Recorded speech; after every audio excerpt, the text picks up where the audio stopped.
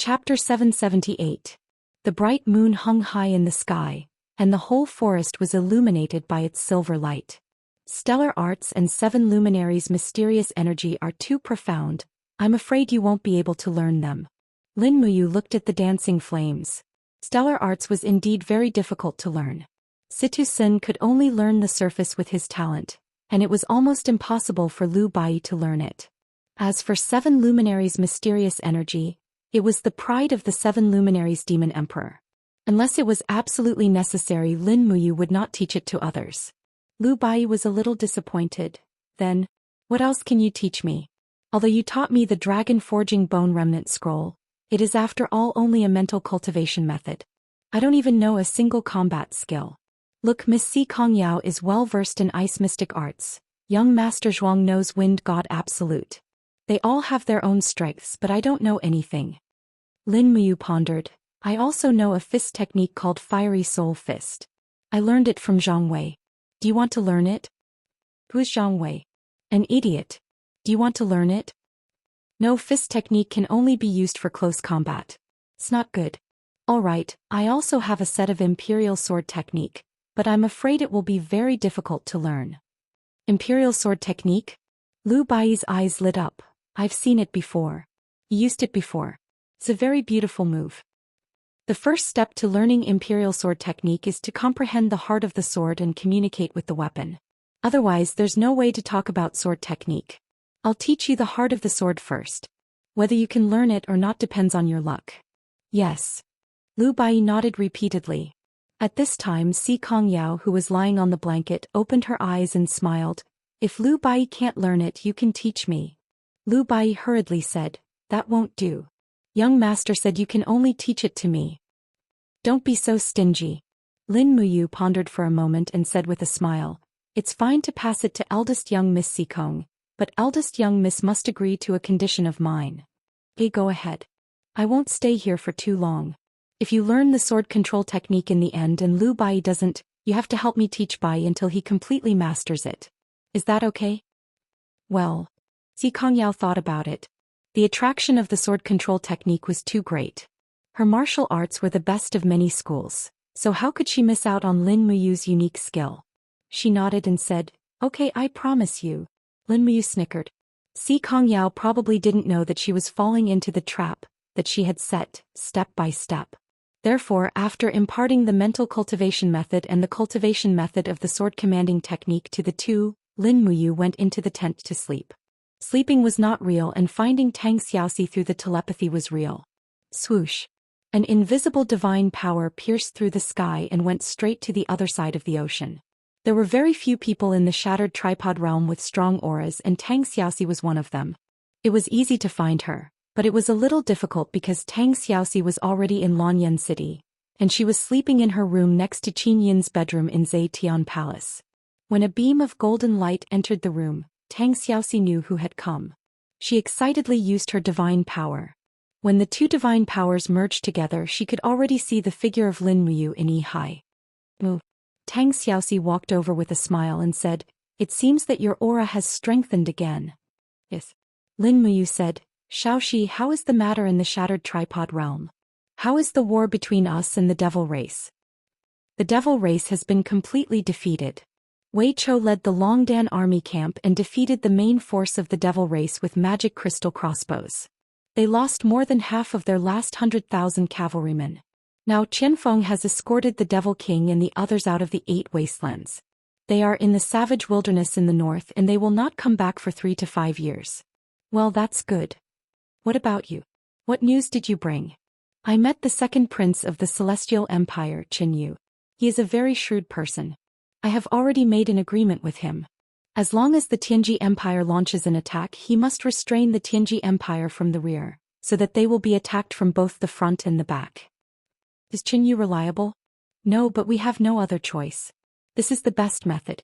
I have now entered the territory of the Blackstone Empire, and I want to see if there is any feasible plan here. Xiaoxi, how is the construction of the ship? A few have been launched, but there seems to be a problem with the defense.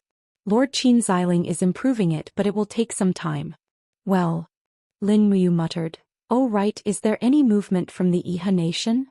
No, there is no news from Long Qianlin and Dingxi. They are lying dormant on the dragon-shaped island and have not taken any action. Qini is a cautious person. I'm afraid that he will not take action unless there is a suitable opportunity. Also, how is the preparation of the Empire's army? Don't worry. Tang Xiaoxi smiled. General Feng and Aunt Lian have already made arrangements. They have transferred troops from various provinces to the 3 provinces in the east to garrison. The total number of troops is over 1 million, and the total number of magic crystal cannons is over 50,000. There is a fort every 5 kilometers on the east coast. It will not be easy for the celestial pole continent's warships to land. Good. Lin Muyu said again, "Oh right, Xiaoxi, I have some new discoveries here. There is a stone called the Demon Heart Stone in the celestial pole continent. The essence of the Demon Heart Stone is extracted and tempered in the arrowheads. When the arrowheads are shot into a person's body, the essence of the Demon Heart Stone will fuse with the blood, and then the God Realm experts will temporarily lose their divine power. I will find some Demon Heart Stones as soon as possible and bring them back. Well, you have to be careful. Alright, is there any news about the Immortal Realm and Xiaoyin?" "Not yet, but I believe that Xiaoyin must be working hard. Well, the telekinesis communication consumes too much divine power. You should rest quickly." Lin Muyu cut off the telekinesis, and immediately a strong feeling of emptiness returned to his body. The short conversation of a few minutes had actually consumed nearly half of his divine power. It seemed that the telekinesis communication was too far away from Lanyan City. He fell into a deep sleep. Outside the tent, Xianxia was sitting upright beside the bonfire, fine wind blades slowly dancing around her body. She was in the middle of comprehending the heart of the sword, and it seemed that she had already achieved some results. What a smart and intelligent girl. In terms of innate talent, she probably flung Lu Bai a few 100 million times over. Late at night, Lu Bai suddenly sat up in the tent. His forehead was full of cold sweat and his stomach was tumbling. He was going to have diarrhea. Damn it, the rabbit meat is really not that delicious. I shouldn't drink the spring water after eating it. He quickly flipped over and got up, only to discover that Xianxia was still meditating and cultivating her sword heart, while Zhuang Xiaoyu, Qin Hang, Shang Qian and the others were all in deep sleep. He didn't say anything and went straight to the distant thicket, hiding in the dense thicket in a flash. Plucking off 2 leaves, he squatted down and undressed. After a round of pleasurable stripping, he almost cried out. After he was done, Lu Bai looked at the leaf in his hand and could not help but groan inwardly. It was actually the leaf of the iron needle tree. The leaf was covered with thin thorns. If he really used this, his chrysanthemum would probably be ruined. When he was looking around, a hand suddenly handed him a piece of toilet paper. "Are you looking for this?" "Thank you." Lu Bai took the toilet paper and was about to wipe it. Suddenly he was scared out of his wits. "Who is it? Come out." Swoosh, swoosh, swoosh. The surrounding bushes shook and more than 10 people dressed in black surrounded Lu Bai. "We are the 12 guardian deities of the Pishio mercenary group. Brat, you actually did not get our permission and pulled out so many filthy things in the territory of the Pishio mercenary group. You are simply courting death. Come with us." Presumptuous. Lu Bai pulled up his pants and opened his hand to summon his Do Chi. Using his bare hand to block the white blade, his palm heavily hit the chest of a mercenary. "This brat is an expert. Chop him to death." The blade in the air was biting cold. How could Lu Bai resist it? He hurriedly squatted down on the ground again. "Spare me, hero. I did not intentionally pull it here." "Tie him up," a long-bearded mercenary said in an old voice. "Truly unsightly. Cover his mouth."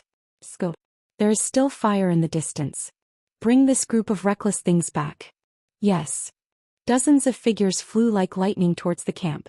In the tent, Lin Muyu was still sleeping soundly. The strength of this group of mercenaries was too weak for him. They were so weak that he could ignore them. In fact, even if this group of mercenaries approached him, they would not be able to hurt him. Even the divine power astral wall around Lin Muyu was not something they could break. However, Si Kongyao, who had not fallen asleep, suddenly opened her eyes. Her bright eyes looked at the black-clothed people in the distance.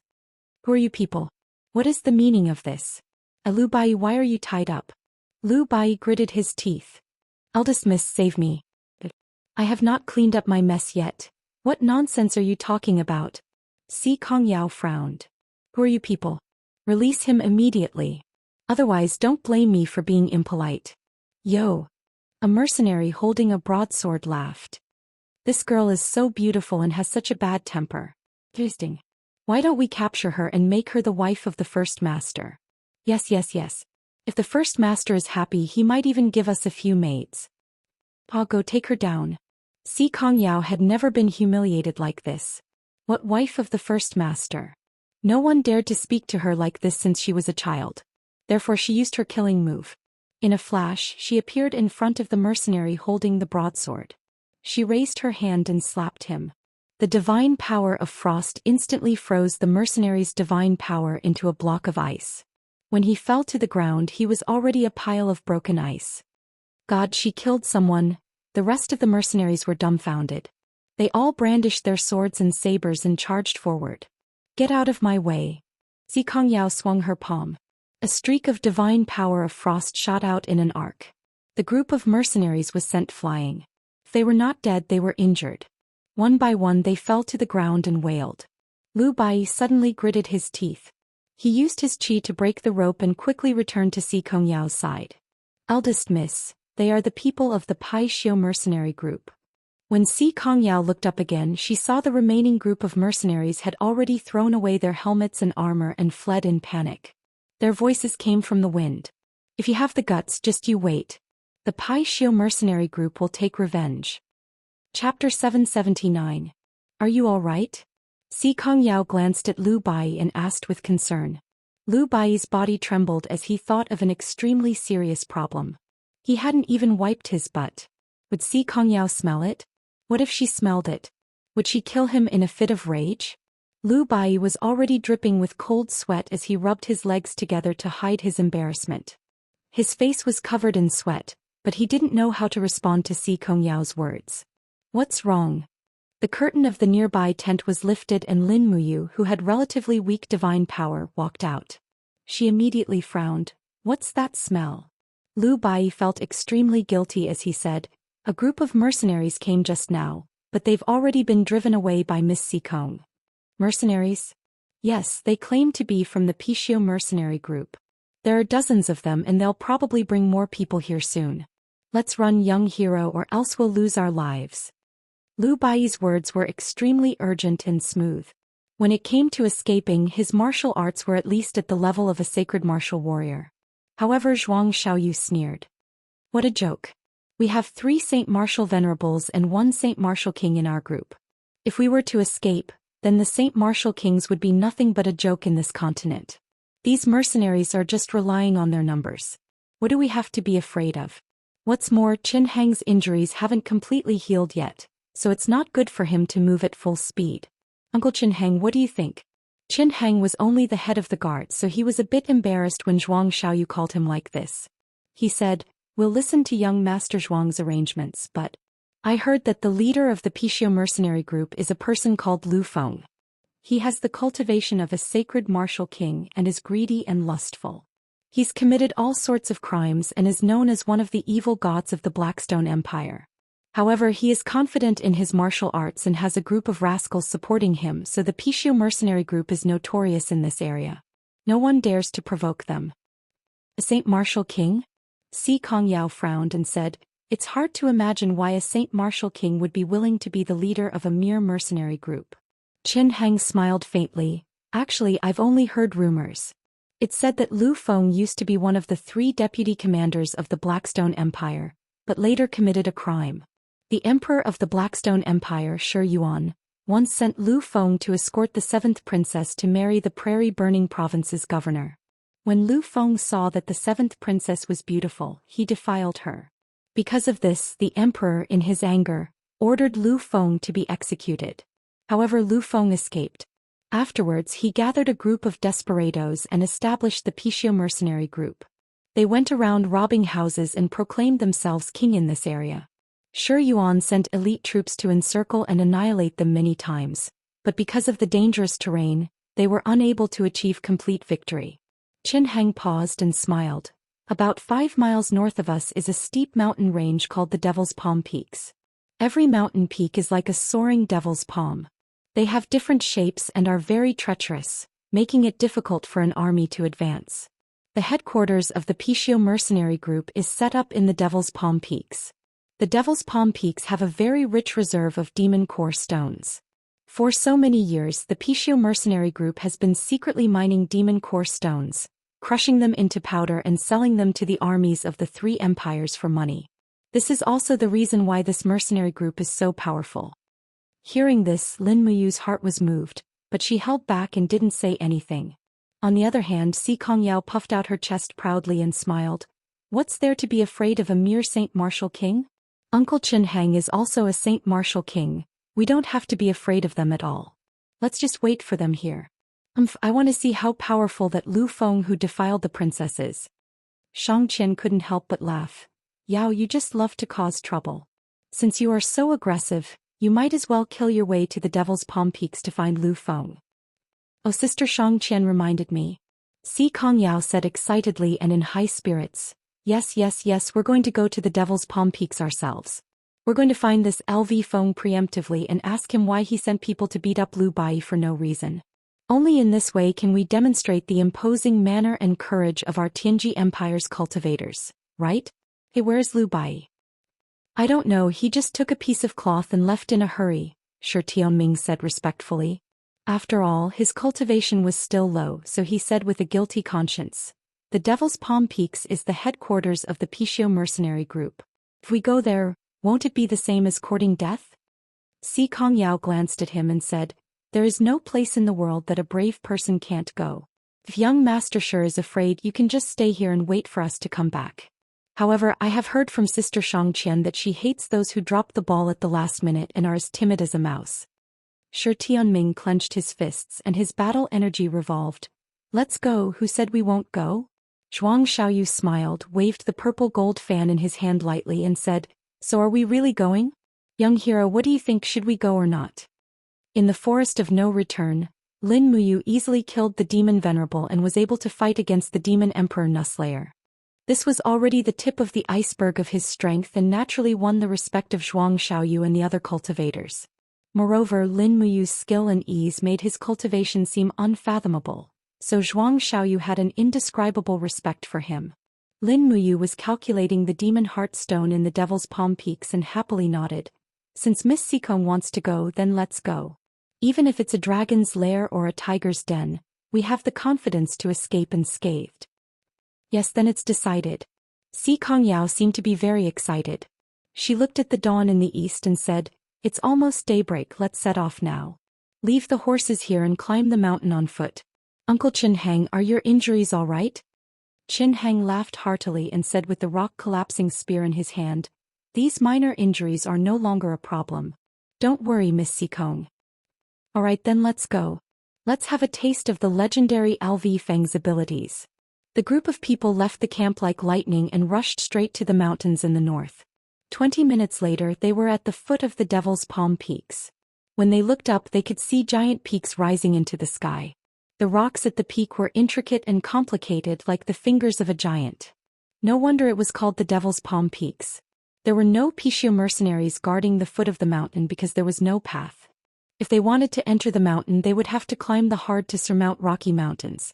Lin Muyu looked up at the terrain and finally understood why the Emperor of the Blackstone Empire didn't destroy the Pishio mercenaries. The steepest part of the mountain path was already at a 90-degree angle. Not to mention the fact that warhorses couldn't pass, even elite soldiers wouldn't be able to climb over. Moreover, as long as there were people guarding the mountain peak with bows and arrows, it could be said that one man could hold the pass against 10,000 enemies.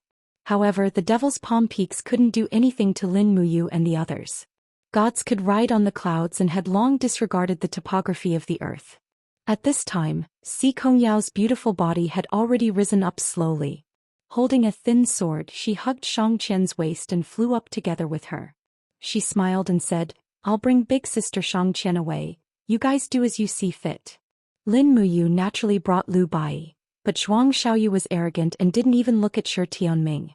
Shi Tianming could only ask Chen Heng for help. In any case, Shi Tianming was the son of the Minister of War, Shi Ran.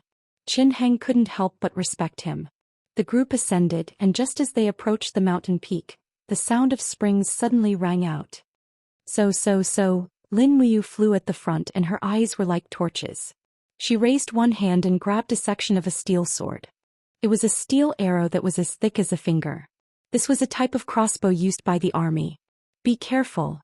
Si Kongyao shouted a warning. The sharp sword in her hand spun rapidly, blocking all 3 steel arrows with a dang sound. Zhuang Xiaoyu was as light as a flying bird and he quickly landed on the mountain peak. In front of him were a dozen mercenaries operating the crossbow, and each of them had a shocked expression. You guys are courting death.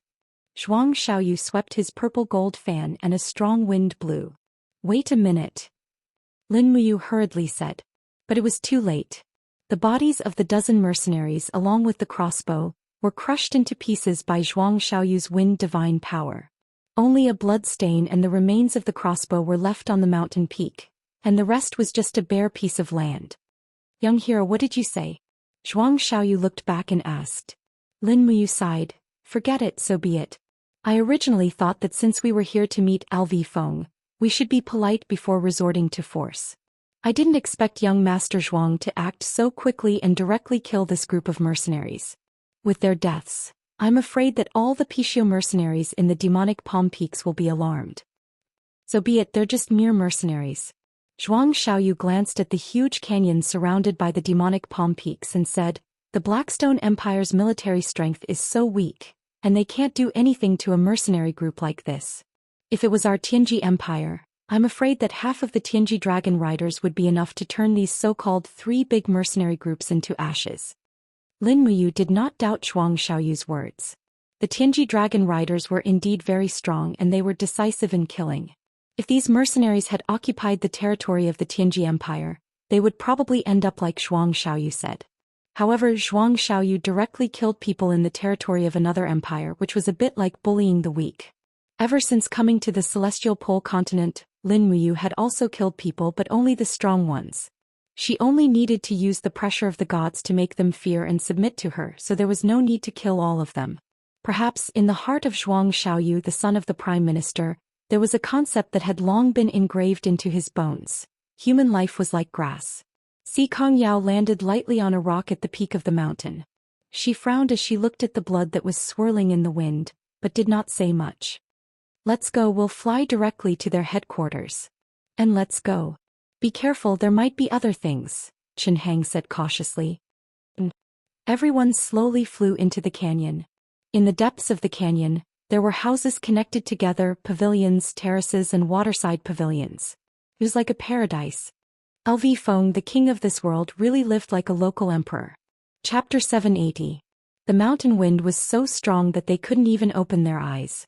Their ears were filled with the howling of the wind. Lin Muyu circulated her divine power.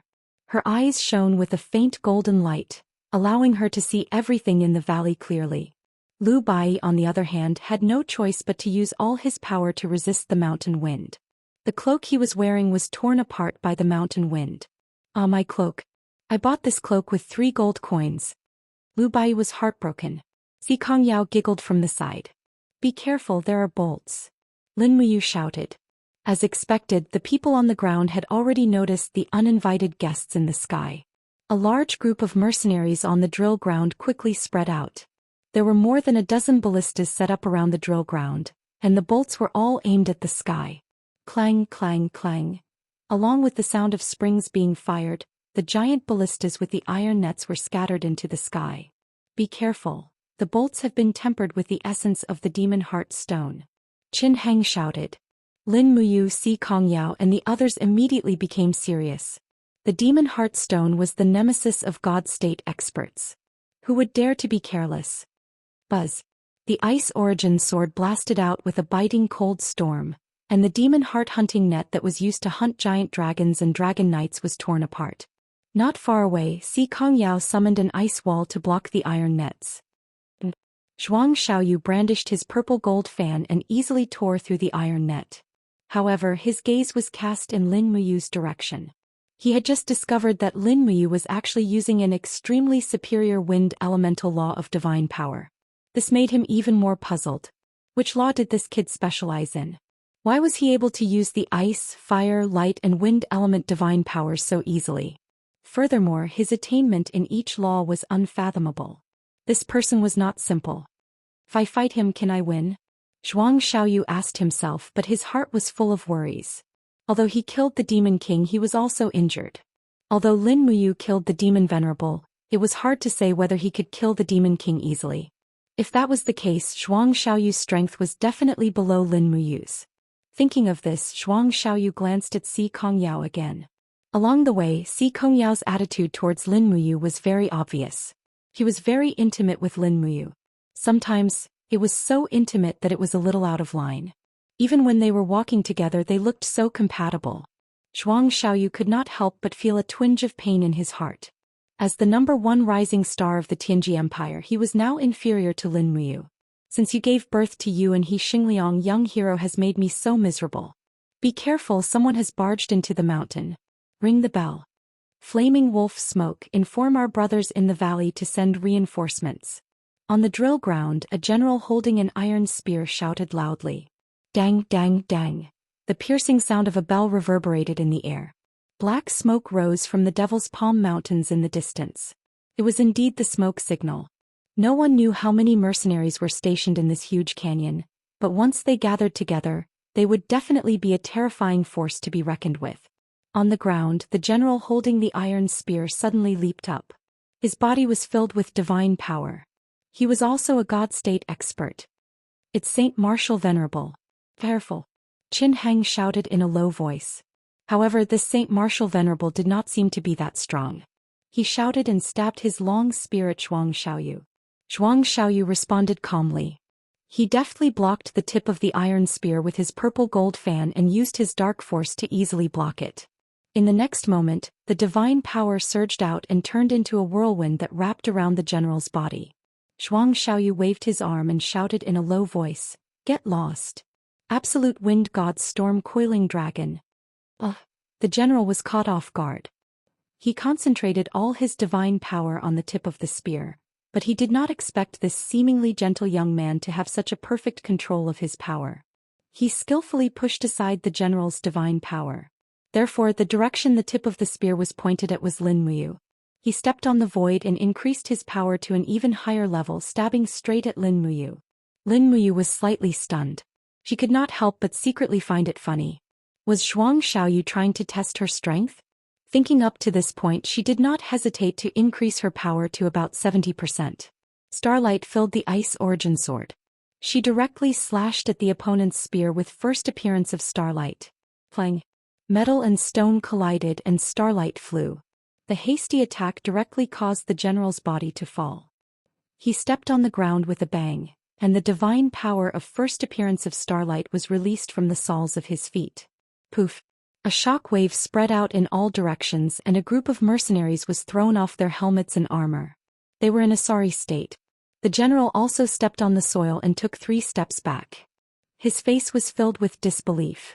He looked up at Lin Muyu, who looked at ease in the sky. How is this possible?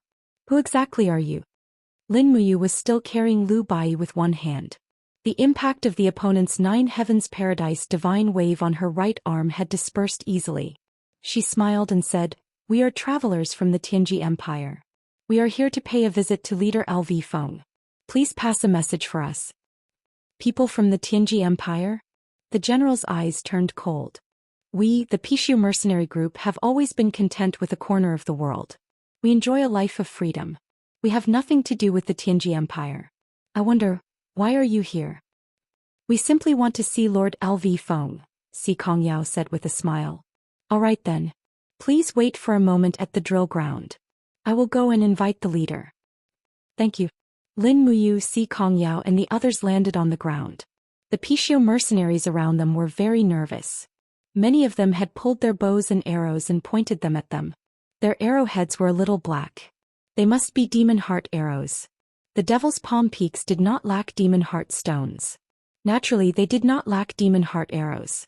Even a few huge ballistas in the distance were pointed at them. Each ballista was equipped with more than 10 arrows. They were continuous crossbow bolts. Lin Muyu was silent. She watched everything here closely. Naturally, she had other plans in mind.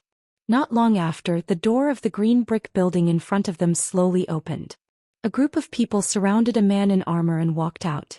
Needless to say, the man in the middle was LV Feng. He was a little fat, but he was very strong. His clothes were messy and his face was slightly red. Zhuang Xiaoyu could not help but frown. As expected of the greedy and lustful LV Feng. He is actually lewd in broad daylight.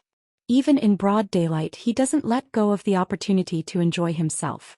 Lin Muyu said, "If you want to spar with LV Feng, who will go first? It's a great opportunity to take advantage of the fact that he has just consumed a lot of profound qi." "What do you mean by consuming profound qi?" Si Kongyao turned around and looked at him. She asked very seriously. Lin Muyu pondered. He did not know how to answer. Zhuang Xiaoyu said, "Yao, don't ask this kind of question. This is a man's business." However, this indirectly reflected a problem. Si Kongyao was still a girl who was not married yet. Her understanding in this area was clearly a blank. Lu Bai kindly explained, wasting one's essence qi refers to the matters of love between a man and a woman. Essence qi is the crystallization of the human body's essence. For a man, after consuming some of his essence qi, both his physical strength and divine power will be greatly damaged. It's equivalent to a period of weakness. I think this is probably what young hero meant. Si Kongyao's little face immediately turned red. She said, all men are bad." The corner of Lin Muyu's mouth rose. She did not know where this little girl's understanding had gone wrong. However, it did not matter. There was no need to care about her. "Who is looking for me?" LV Feng walked slowly surrounded by a group of high-level mercenaries. The ruddiness on his face was gradually dissipating. It was replaced by paleness, which was caused by excessive consumption of profound qi. He glanced at the people one by one. When he saw Shangqian and Si Kongyao, his eyes suddenly brightened. He said, "Oh, there are such beautiful women who can topple a country." Haha. Zhuang Xiaoyu squinted and went forward to the etiquette of the Tianji Empire. He said, "I am Zhuang Xiaoyu, the son of Zhou Xian, the premier of the Tianji Empire. This is Miss Si Kongyao of the Tianji sect. The other miss is Shangqian of the Tianji city." He only said the names of these three people, probably because these three people had the highest status. However, if Zhuang Xiaoyu knew that Lin Muyu's real identity was King Qin, one of the three kings of the Qin Empire, he would probably not say so. "It turns out that you are the new talents of the Tianji Empire." LV Feng squinted and the lust in his eyes disappeared. He was a man who knew when to advance and when to retreat. After knowing the identity of these people, he naturally would not have any improper thoughts. After all, the Tianji Empire could not be provoked. "May I know what you have come to my Pishio mercenary group for?" "There's nothing important." Zhuang Xiaoyu smiled slightly. "It's just that I have long heard that Lord LV Feng has swept the Blackstone Empire with a fire blade and is almost invincible. Therefore we juniors have come to visit you. Please teach us, Lord LV Feng. You have come to compare martial arts with me?" LV Feng could not help laughing. Interesting. A few juniors are so arrogant. Zhuang Xiaoyu, don't think that you are so great because you are the #1 new talent of the Tianji Empire. Believe it or not, you can't even take 3 strikes of my fire blade. Zhuang Xiaoyu laughed. "If it is true, I, Zhuang Xiaoyu, am sincerely convinced. Then come." "Wait." LV Feng waved his hand, gesturing for his subordinates to step back and remove the arrow formation. He said, "If it is just a competition, it will be very boring. Why don't we make a bet?" "A bet? What kind of bet?" "If I win, I want to take away a treasure from you. If I lose, you can take away something from my stronghold. How about it?" LV Feng narrowed his eyes and said with a confident smile, "Young Master Zhuang, do you dare?" "Why not?" Zhuang Xiaoyu said. "Tell me, how many moves will it take to determine the winner?" 10 moves. LV Feng said calmly. "It will only take 10 moves to determine the winner." "All right." Zhuang Xiaoyu nodded and said, "Then please teach me, Lord LV Feng." Buzz buzz buzz. LV Feng stood where he was, but a prairie fire burned around him, forcing Si Kongyao, Shangqian and the others to retreat. What a strong fire law divine power. Si Kongyao was secretly shocked. It seemed that Zhuang Xiaoyu was going to be at a disadvantage. LV Feng's fire divine power was at least at the 50th Grotto Heaven realm. No one would have thought that a mere mercenary group's leader had hidden such a cultivation. Chapter 781. Hong. The raging flames surrounded the long blade like a roaring dragon. LV Feng's aura was extremely majestic. With a loud roar, he revealed the aura of a powerhouse that was completely different from a greedy and lecherous person. The long blade fell from the sky and attacked Zhou Xian from above. Before the long blade fell, the aura had already shrouded the ground, making it impossible for Zhou Xian to dodge. Humph. After a cold snort, Zhou Xian gathered all the strength in his body. This was the first time he used his full strength since he was injured. He could use at least 90% of his peak strength. He held the purple gold fan horizontally, and 90% of the power of the storm-coiling dragon swept out, heading straight for LV Feng's chest. Ah!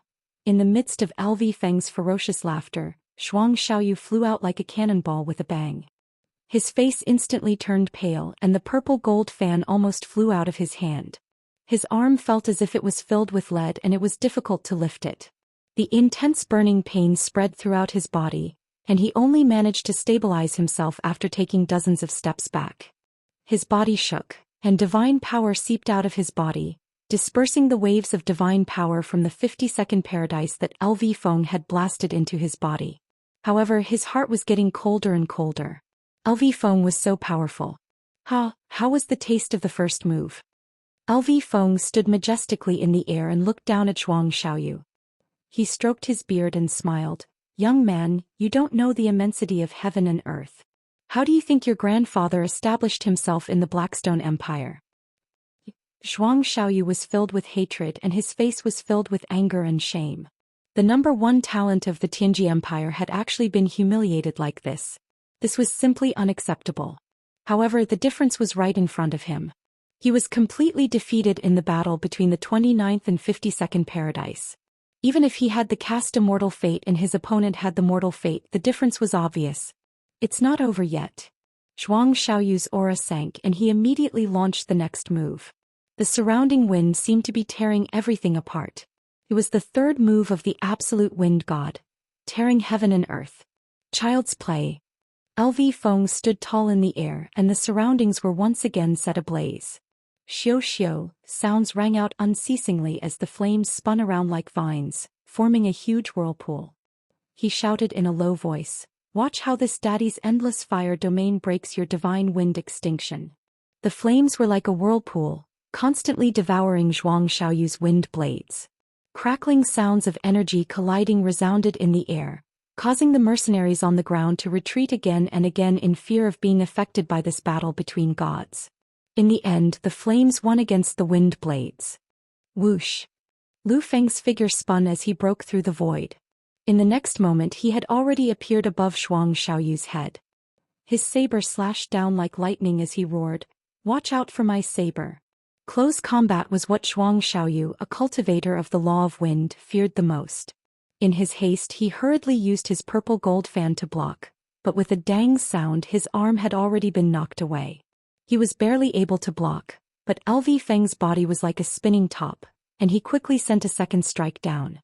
With a poochie sound, blood splattered and a finger-long wound appeared on the left side of Zhou Xiaoyu's face. Wah! Zhou Xiaoyu retreated again and again. His injuries were not serious, but the confidence in his heart was almost completely shattered. His divine power astral wall had actually been instantly pierced by a saber. What kind of blow was this? After stabilizing his body, Zhou Xiaoyu panted miserably, but he did not show any signs of admitting defeat. He gently waved his purple gold fan and dimensional cracks appeared around him. Those were the starting points of the dimensional wind blades. In the blink of an eye, the dimensional wind blades covered the sky and earth, dancing wildly in the surroundings. It was extremely terrifying. Zhou Xiaoyu's figure slowly rose up, and he stood amidst the lightning and thunder like a god. That's more like it. Lu Feng stroked his beard and laughed. Thinking back, the Zhuang family's ultimate technique was indeed unique on the continent. However, in the hands of your generation, its power was greatly reduced. If the Zhuang family's ancestor had used the wind god absolute, perhaps the first 3 moves would have been enough to defeat me.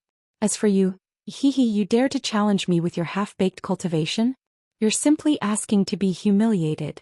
What's the point of saying so much? Zhou Xiaoyu could not bear the humiliation and roared, If you have the guts, then come and break this young master's dimensional chaos / Ah. LV Feng laughed maniacally. Open your dog eyes and I'll break it for you to see. Flames surged and LV Feng roared.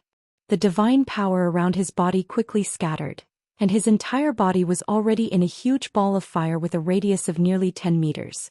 This ball of fire was like a barrier protecting him, and when the dimensional wind blades attacked, the ball of fire would definitely blast out a saber light to disperse the dimensional wind blades. Ping ping ping. The densely packed sounds of slashing interweaved into one. After nearly half a minute, Zhuang Xiaoyu's dimensional chaos / which had almost exhausted his divine power, could not break through LV Feng's wall of fire. He could not help but take a step back and his face was full of shock. How is this possible? How can a mere mortal be so powerful? Swish. An opening suddenly appeared in the huge ball of fire, and LV Feng shot toward Zhuang Xiaoyu like a sharp arrow with his long saber. The long saber swung and another wound appeared on the other side of Zhuang Xiaoyu's face. He whimpered and before he could react, LV Feng's body sank, and his iron fist filled with flame god power smashed straight into Zhuang Xiaoyu's abdomen. Bam! Zhuang Xiaoyu's body crashed into the short wall like a cannonball, and only stopped after passing through 3 layers of short walls. He lay there with his face covered in dirt and even breathing was a little difficult. Big brother Xiaoyu. Xianxia was stunned and she quickly flew over to help Zhuang Xiaoyu up. She quickly used her divine power to replenish his strength. Yao, don't help me. Zhuang Xiaoyu supported himself with the broken wall and stood up shakily. His face was full of hatred as he looked at LV Feng who was in the air and said, I've lost and I accept it wholeheartedly. Just tell me what treasures you want from me. Whether it's the purple gold fan or the treasures in my space bag, I'll give them to you if you want them. There's no need, young Master Zhuang.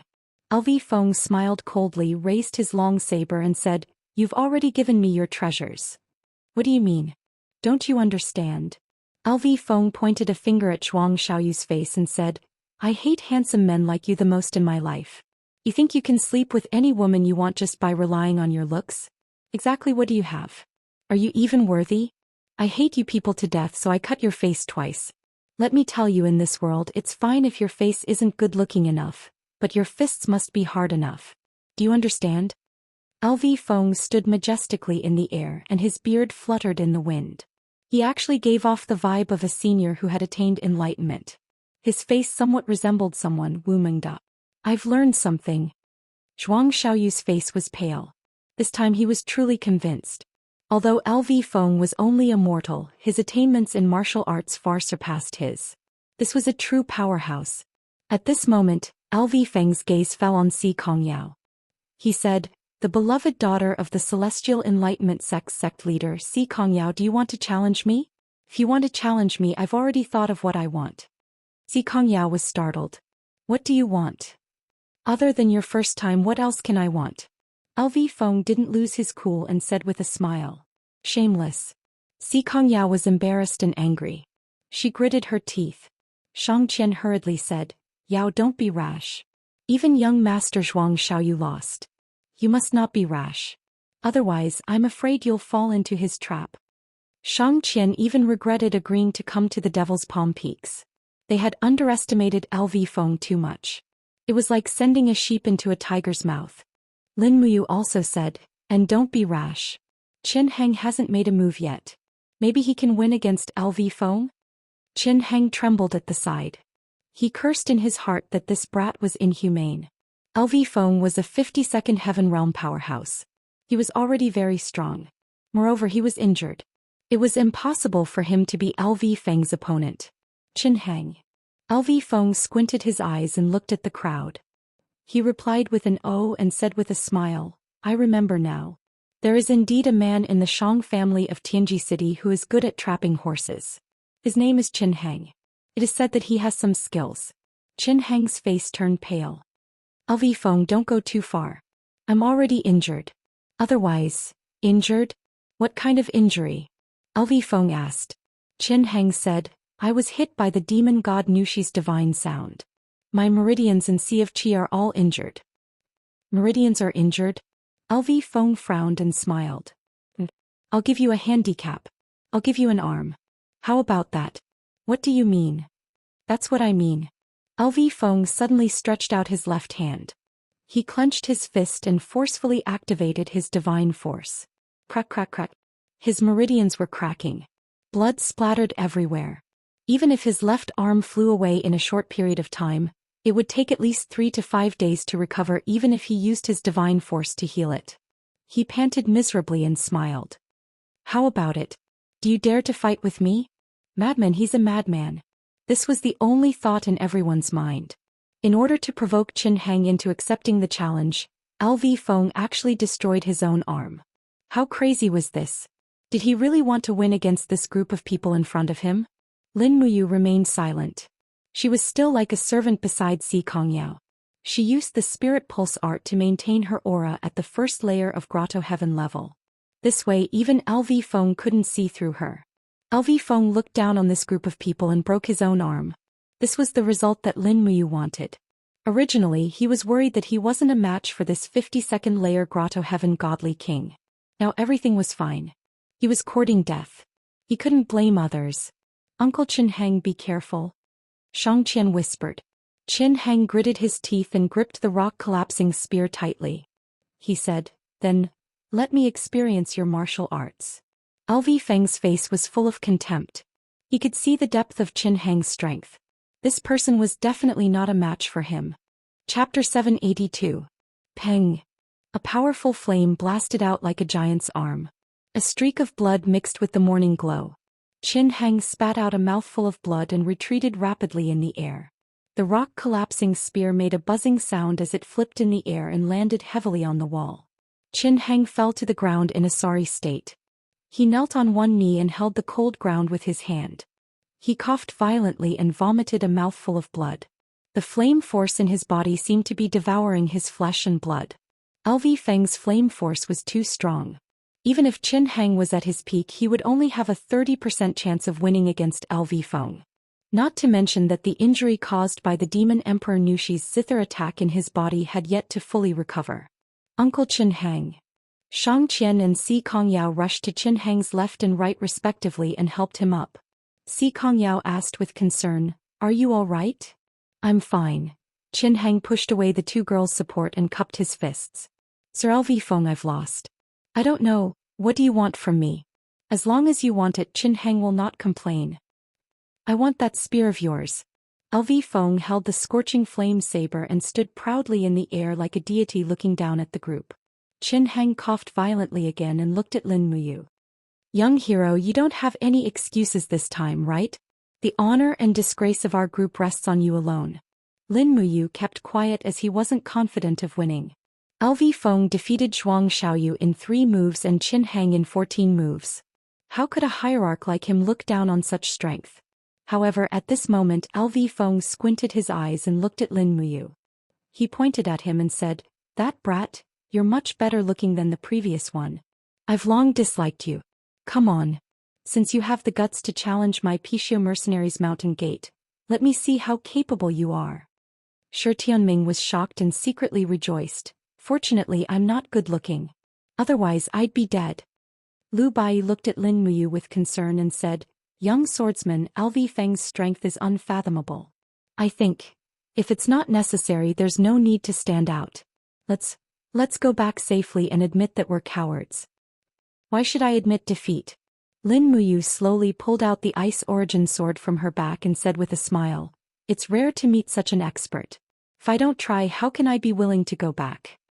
"Are you crazy?" Lu Bai's eyes widened. At this moment in his eyes, Lin Muyu and LV Feng had already been categorized as the same kind of people.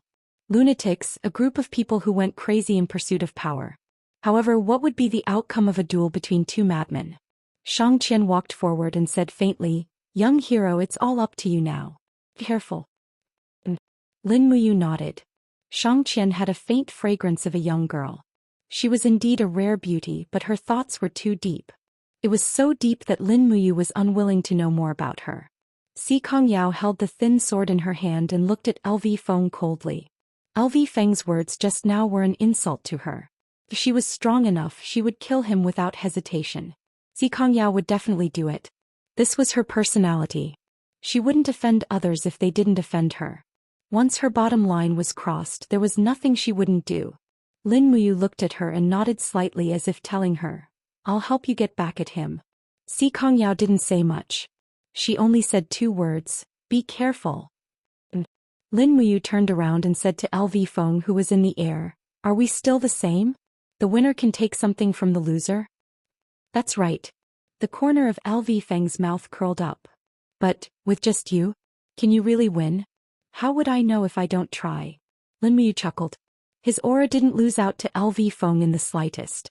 He stepped into the sky, and with every step he took, his strength increased by 10%.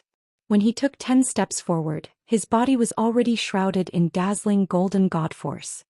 His strength had also reached the highest level, and the spirit beads of law formed by his supreme being godhead were ready to appear. LV Feng couldn't help but frown. He realized that this kid in front of him wasn't someone Zhuang Xiaoyu and Qin Heng could compare to. At the very least, his ability to conceal his aura was better than the former's. "I actually misjudged you." Interesting. LV Feng laughed heartily. The aura around him rose rapidly, and a mountain-like domain pressure descended on the surroundings. Lin Muyu held the sword in one hand and took a deep breath. The sovereign lattice in his eye trembled slightly, and a majestic domain energy spread out. It actually condensed into a physical attack that rippled outwards. For a moment, the people on the ground were suffocated by the domain pressure of the 2 God Realm experts. Hua hua hua. A fierce wind blew as the domains of the 2 collided. They were evenly matched. A wave of God's wave was like a heavy blast. The collision of the waves was like a heavy bomb exploding in the air. Waves of airflow crazily surged in all directions. Soon the people of the Pai Xiu mercenary group couldn't bear it anymore and were blown to the left and right. "Retreat, retreat to the outside of the wall." An officer ordered loudly. Among Si Kongyao's group, Lu Bai was the first to be unable to bear it. His nose was already bleeding and he blithely wiped it. His hand was covered in blood, and his breathing became heavy as he said, "Are the 2 of them still human? What is this unbearable pressure?" "It's a domain." Si Kongyao looked at the 2 figures in the sky and said indifferently, "How can a mortal withstand the domain pressure of a god? Lu Bai, go to the outer wall with the mercenaries. You will bleed to death if you stay here." Okay. Lu Bai nodded repeatedly and glared at Shi Tianming. "Young Master Shi, do you think you are much stronger than me? Do you want to hide with me?" Shi Tianming nodded hurriedly. "Let's go." The 2 of them fled. Qin Heng squinted his eyes and condensed a rock armor to resist the domain pressure. He said, "This is too strange." "What's strange?" Shang Qian asked with a pale face. It was already very difficult for her to resist the domain pressure. Qin Heng panted heavily and said, "I have seen young heroes move. He is only at the 22nd Grotto Heaven stage, while LV Feng is at the 52nd Grotto Heaven stage. There is a huge difference of 30 Grotto Heaven stage, which is equivalent to a major realm. With such a difference, he is actually able to stand under LV Feng's domain pressure. How is this possible? Could it be that he has cultivated a secret art related to domain? Impossible. Even if he has a secret art, a domain is a domain, and the difference between the major realms is incalculable. Or his divine spark grade. Shang Qian's intelligent eyes glowed with light and she said, "During the battle with the demon the Arch, I have seen it in a glance. He is able to take out the Law Spirit Pearl. Could it be the Cast Immortal Spark or the Master God Spark?" "That's even more impossible." Qin Heng said, "All gods with the Cast Immortal Spark will be listed in the register, and the Western Heaven Realm will naturally send an envoy to recruit them.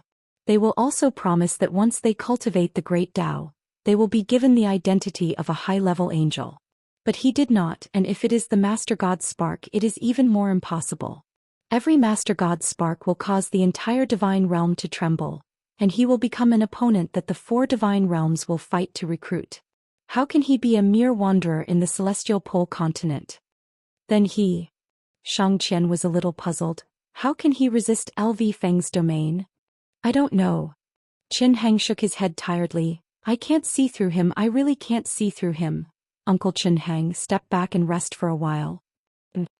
In the sky, the collision of the domain's airflow became more and more intense. Purple light flashed and there was a great momentum of thunder. Two tiny figures were dominating the heaven and earth. The sky was filled with dark clouds, and in the distance tornadoes had already formed. A catastrophe was quietly descending because of this battle. Only Lin Muyu knew the bitterness of this. LV Feng's pressure came wave after wave, and it was extremely concentrated. It was as if he wanted to attack her divine spark, damage it, and retreat in the face of difficulties. Thus, Lin Muyu could only use all her strength to activate her divine power, and the sea of consciousness surged. This immature sovereign's spark swayed endlessly in the waves, and it emitted a light that soared into the sky, nurturing more divine power for its master. Originally, Lin Muyu's paradise cultivation was far inferior to her opponent's, but the sovereign spark's recovery speed was too fast, so in the time it took for LV Feng to activate 52 waves, Lin Muyu could repeat the domain 2 to 3 times, forming more than 50 waves of divine waves to resist LV Feng. Pooh! Lin Muyu felt a sweetness in her throat, and she was the first to succumb to the pressure. A trickle of blood flowed out from the corner of her mouth.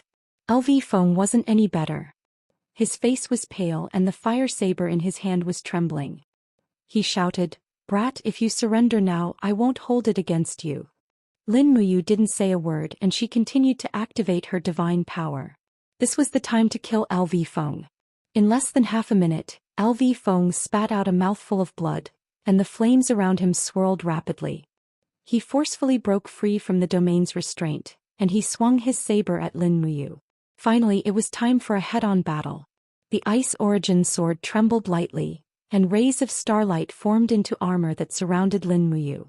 This was the defensive effect of the Star Lotus armor. The two passed by each other, and as their weapons clashed, they both launched a series of attacks at each other. Bang bang bang. LV Feng's 3 consecutive kicks landed on Lin Muyu's calf, and Lin Muyu didn't hesitate to gather the Law of Ice on her fist, and she punched LV Feng's back with all her strength. Peng! The icy cold fist actually didn't break through the opponent's defense. LV Feng's body was surrounded by a dense golden protective wall. It was the God Wall. Lin Muyu was at a disadvantage. She stepped on the void, turned around, and launched a series of fierce sword attacks. The angles were tricky, and each sword was faster than the previous one. In an instant, LV Feng had no choice but to deal with it. Clang clang clang. The two's bodies were hidden in the dark clouds, and the people on the ground could only see rays of golden light shooting out from the dark clouds. Then, in the next 1 to 2 seconds, there was the impact of the attack and the waves swept across the ground. "He's so strong." Xianxia looked up at the sky and her beautiful eyes were blurred. Si Kongyao also raised her long snow-white neck and her eyes were rippling with desire. She muttered, "If he could be used by me, how good would that be?" Shuang Xiaoyu's face was pale. "That's impossible. Give up, Yao. He's destined not to be used by you." "So what?" Si Kongyao suddenly smiled like a blooming flower. Chapter 783. The 17th move. Streaks of lightning circulated around Lin Muyu's fist. This heavy punch landed on LV Feng's left arm in a gorgeous arc. It was his injured left arm. Bang! The divine wall finally couldn't withstand Lin Muyu's powerful attack. LV Feng's divine wall started to break. Ah! LV Feng vomited a mouthful of blood. He held his saber with one hand and roared, "Who are you? Is it important who I am?" Lin Muyu panted heavily. The clothes on his body were almost torn apart by his opponent's flame force, revealing his strong physique. Every line of his muscles looked incomparably sturdy, and the light of lightning constantly flickered around his body. During the battle, he realized that LV Feng's resistance to lightning was very weak, so he decided to hit LV Feng while he was down, constantly bombarding LV Feng's wounds with his Law of Lightning. In a battle of life and death, how could there be any benevolence? LV Feng howled and retreated dozens of meters. His body was once again surrounded by prairie fire. The light from his saber soared into the sky as if it was going to split the sky. He shouted, "I will not lose. I LV Feng will not lose." Buzz. The saber light slashed down with flames. Lin Muyu faced the saber light. But the moment his face touched the saber light, his body suddenly disappeared. Shatter the void. LV Feng cursed in his heart. This kid's recovery speed was too fast. Lightning flashed behind him. LV Feng couldn't do anything anymore. 5 elements 8 wastelands extermination. The spiritual power from all directions gathered together in the light of the law of lightning. As Lin Muyu's fist landed heavily on LV Feng's back, the sound of ribs breaking could be heard. LV Feng howled. His reaction was shockingly fast. His elbow suddenly smashed in the opposite direction and hit Lin Muyu's shoulder. The 52 heavenly grotto heaven waves violently attacked and instantly destroyed the dragon blood battle shield. It even tore open his flesh and blood splattered. But that wasn't all. Buzz. The handle of the saber was sent backward. Bang. Lin Muyu was struck in the qi in her lower abdomen. With a muffled groan, she turned into a ball of lightning and was sent flying hundreds of meters away. Her face was pale. LV Feng had already used his killing move, and every move was aimed at her vitals. Bastard. Lin Muyu clenched her teeth and pounced forward with her sword. Disregarding her injuries, she launched a counterattack. Her long sword struck the hilt of the saber 5 times in a row. LV Feng did not seem to have the strength to fight back. But just when Lin Muyu was slightly careless, LV Feng actually flipped the long saber and suddenly grabbed the sword hilt, roaring, "Let go!" With a loud bang, he kicked Lin Muyu's wrist, and the Ice Origin sword flew out of her hand. Crash! Amidst the dark clouds, the Ice Origin sword spun and descended, leaving a trail of lightning in its wake. Is that the Ice Origin sword? Yao was stunned. He was very worried. Is he all right? Zhuang Xiaoyu narrowed his eyes. Don't worry, Yao. He won't die. Boom boom. The sound of fists colliding echoed in the dark clouds.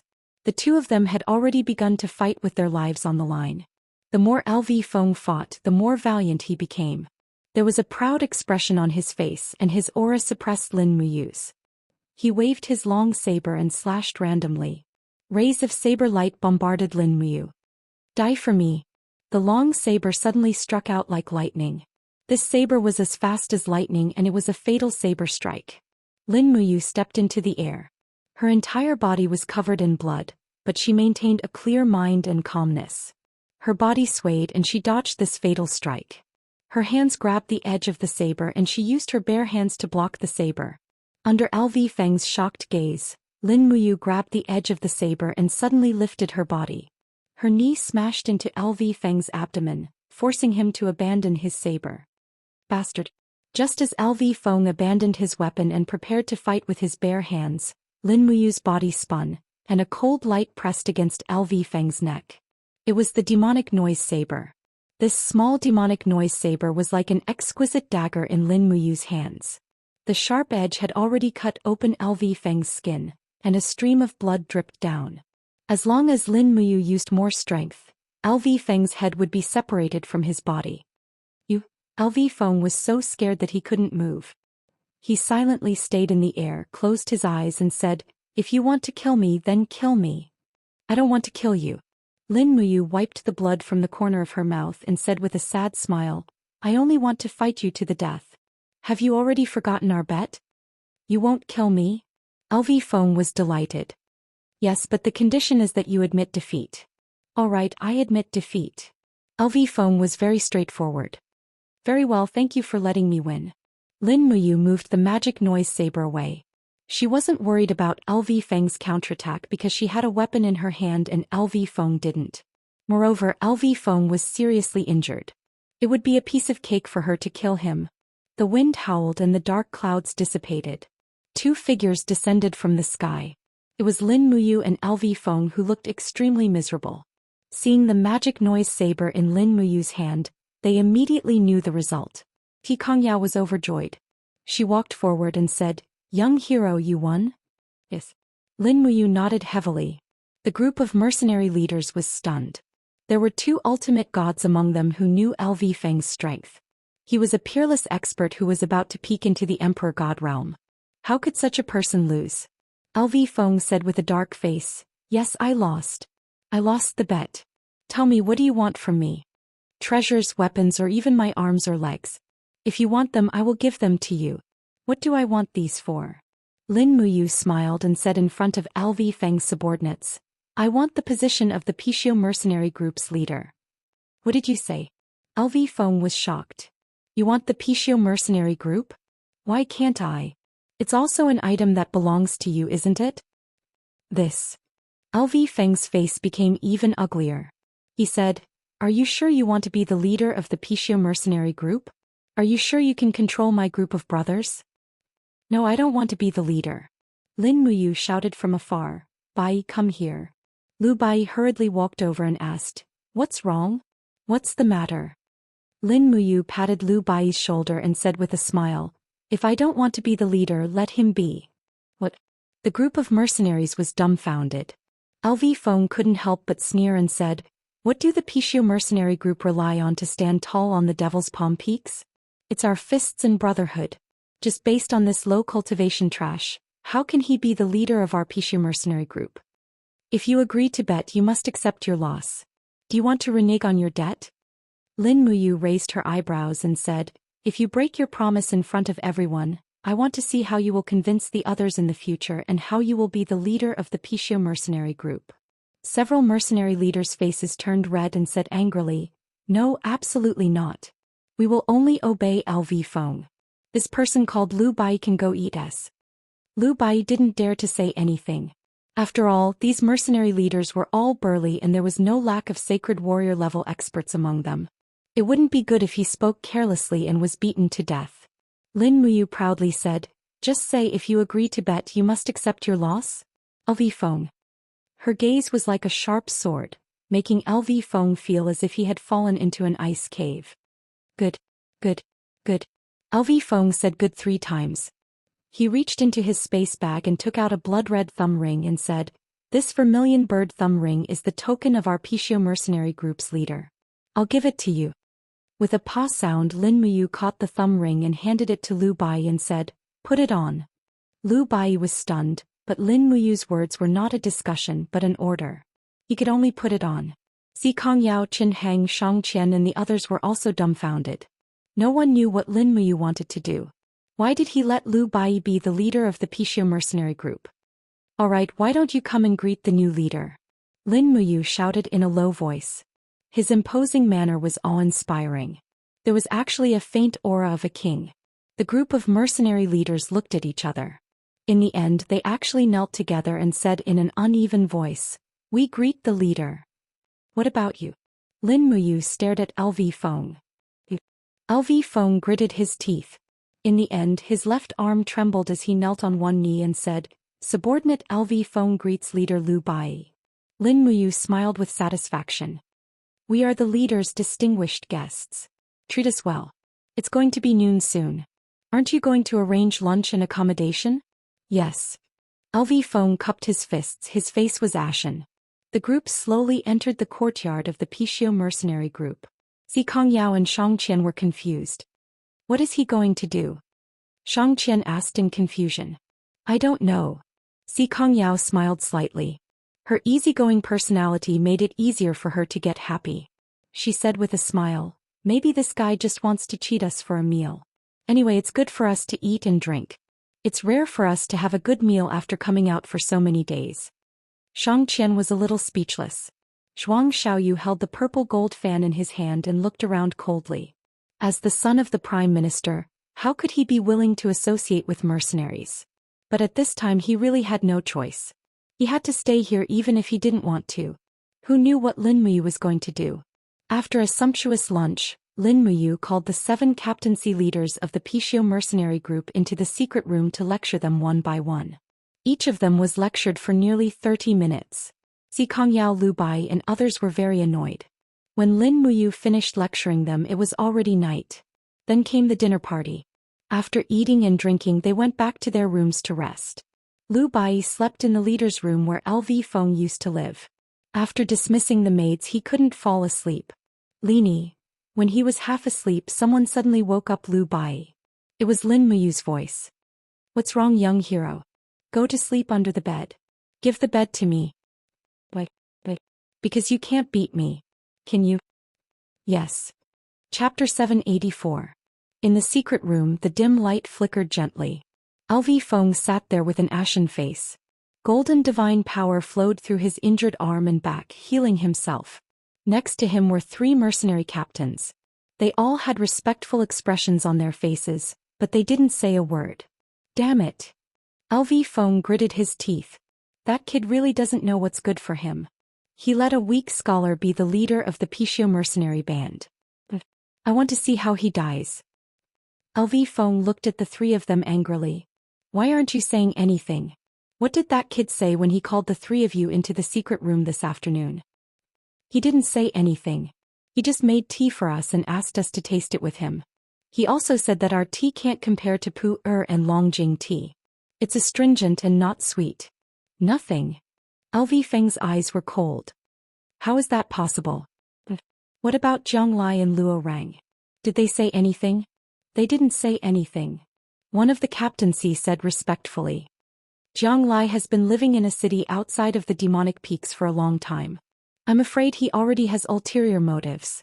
Luo Rang has also been secretly dissatisfied with your arrangements. I'm afraid the three of them already have ulterior motives. Now that this Lu Bai has become the leader, they will definitely submit to him in order to rise in power. They also want to rise in power. LV Feng laughed. These idiots probably don't know that tonight is the day Lu Bai dies. Leader, you want to kill that Lu Bai? Yes. LV Feng gritted his teeth.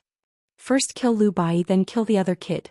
How can the dignified Pishio mercenary band die in the hands of two nameless people? In a while, the few of you go to that kid's room first. He was seriously injured during the day. Use the fragrance of lost souls to knock him out and secretly kill him. I will go kill Lu Bai. Don't be in a hurry. We will act at dawn. Yes, leader. The captaincy's face was full of flattery. Right, what about Zhang Lai, Luo Rang and Hu Qiu? Humph. After dealing with this group of people, we'll deal with the three of them. Commander is wise. Go and prepare the soulless incense. Yes. Before dawn, the cold moonlight shone on the mountain forest. The cold wind constantly blew through the bamboo forest in the courtyard, making rustling sounds. All the residents in the courtyard fell asleep amidst this sound. Whoosh! A silhouette drifted through the corridor like a ghost. It was completely silent, and even its aura seemed to have merged with the heavens and earth, making it impossible for anyone to detect it. However, there were naturally people who did not sleep that night. He gently attached himself to the door like a big bat waiting to suck blood. He listened carefully for a long time. The person in the room was breathing heavily and had already fallen into a deep sleep. Phew! The cold wind blew open the door and his figure floated into the room, moving with the wind. The dagger in his hand reflected the moonlight and stabbed straight at the person sleeping on the bed. Buzz! Suddenly, a golden light blossomed as dazzling as the first rays of dawn. Ah! LV Feng screamed and he could barely open his eyes. However, his hand didn't stop moving and continued to stab downwards. Nail! A heavy strike blocked the dagger, and it was also a dagger. Shwa shwa shwa! Many golden gourd vines sprang up from the ground, and in the blink of an eye, LV Feng's body was trapped in place. Even if he could break free with his strength, he would need half a second, but half a second was enough for the opponent to kill him. Using the golden light from the gourd vines, LV Feng could see clearly that this person in front of him was not Lu Bai but Lin Muyu. He had actually disguised his aura to be exactly the same as Lu Bai. Don't move. Lin Muyu suddenly punched LV Feng's abdomen, and with a crescent light, it was the long river falling moon. The moonlight attack severed his meridians, and for a moment, LV Feng couldn't summon any god power in his chi. I originally didn't want to kill you, but since you wanted to kill a commoner, don't blame me. Lin Muyu couldn't help but wave her arm, and the demonic noise blade, which was imbued with supreme god power, slit LV Feng's throat. Blood splattered, and it was golden blood as if it was gilding the tiles on the ground. LV Feng clutched his throat and let out a beast-like whimper, but this couldn't save his life. He slowly knelt on the ground and his pupils constricted. Shwa! A sparkling and translucent god lattice broke out of his body. It was LV Feng's mortal lattice. Lin Muyu stretched out her hand and kept this mortal lattice into her cosmos sac. Although the mortal lattice wasn't much, it was still a god lattice. Moreover, LV Feng's attainments in the law of fire were very profound, and the power of fire within this god lattice was very precious. After returning to the Shattered Cauldron realm, she could use the treasure cauldron to refine it and give it to Tang Xiaoxi to raise her cultivation. Refining god lattice to absorb god power was much more effective than refining demon spirit stones. Bang! When LV Feng laid down, Lu Bai, who was under the bed, was startled awake. What's going on? Why is there a dead person? But LV Feng, how did he die here? He originally wanted to kill you, but in the end he lost his life. Lin Muyu picked up LV Feng's dagger and carefully looked at it. Lu Bai was so scared that he broke out in a cold sweat. Oh my god, young hero, you made me sleep under the bed to save me. What else? Lin Muyu glanced at him and said, Commoner, you were too weak in the past and that's why you were bullied everywhere. Today, I will push you to the position of Pishio Mercenary Group's leader. Do you think you are up for it? I will do my best to be up for it. Lu Bai's words didn't have much confidence. No, for the time being, you don't have the qualifications to say that you are up for it. Lin Muyu smiled very brightly. She wasn't the slightest bit worried about hurting Lu Bai's self-esteem. She said, but there's one thing you have to remember. Only when you truly become a strong person will you be respected. I will find a good helper for you to reorganize the Pishio Mercenary Group.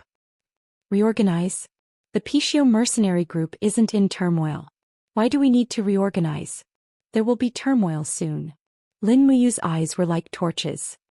I met with the 7 vice leaders during the day. They seem to be united, but they are divided at heart. They all have their own plans. Now that LV Feng, the leader, is dead, there will definitely be a civil war.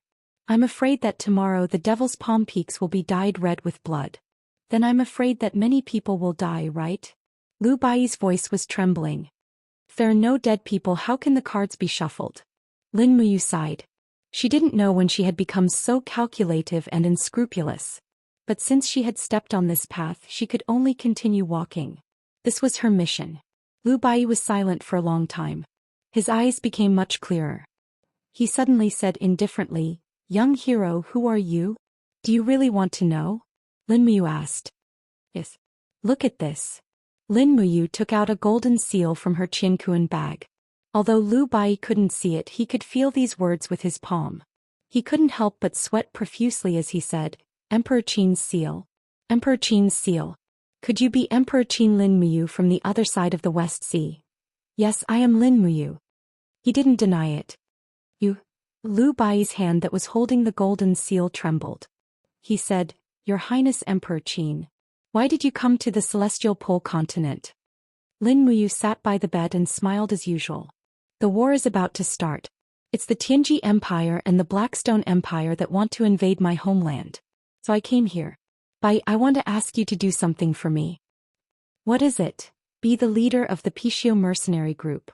Collect the demonic heart stones in the demonic palm peaks and transport them to the Shattered Cauldron Realm continent using the channels that you have. Lin Muyu raised LV Feng's dagger and said, Look, this dagger has been tempered with the essence of the demonic heart stone. As long as it pierces into the body of a god state expert, he won't be able to use his divine power and will be demoted to a sanctuary expert. A small demonic heart stone can destroy a god. Are you willing to help me? Are you willing to help the Shattered Cauldron Realm? Are you asking me to betray my country? Lu Bai was dejected. Your country, your king, are they worthy of your loyalty? Lin Muyu asked. Lu Bai was stunned. After a while he held the golden seal and took a few steps back. He knelt on one knee in front of Lin Muyu and said, I, Lu Bai, have lived a muddle-headed life. No one looked up to me and no one treated me as a friend except for you.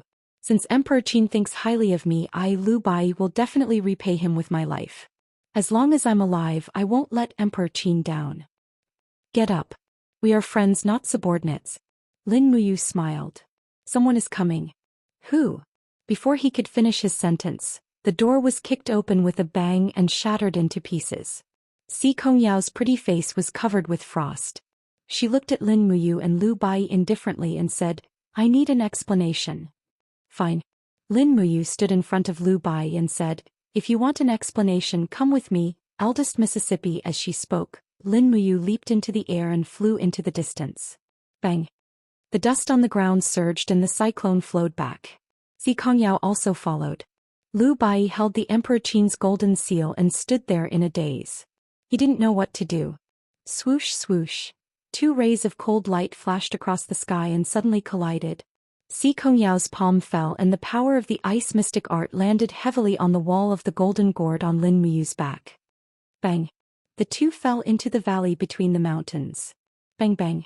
The two's bodies carried a vast amount of divine power, leaving a deep pit in the ground and breaking countless trees. Si Kongyao's palm landed on Lin Muyu's body 3 times in a row.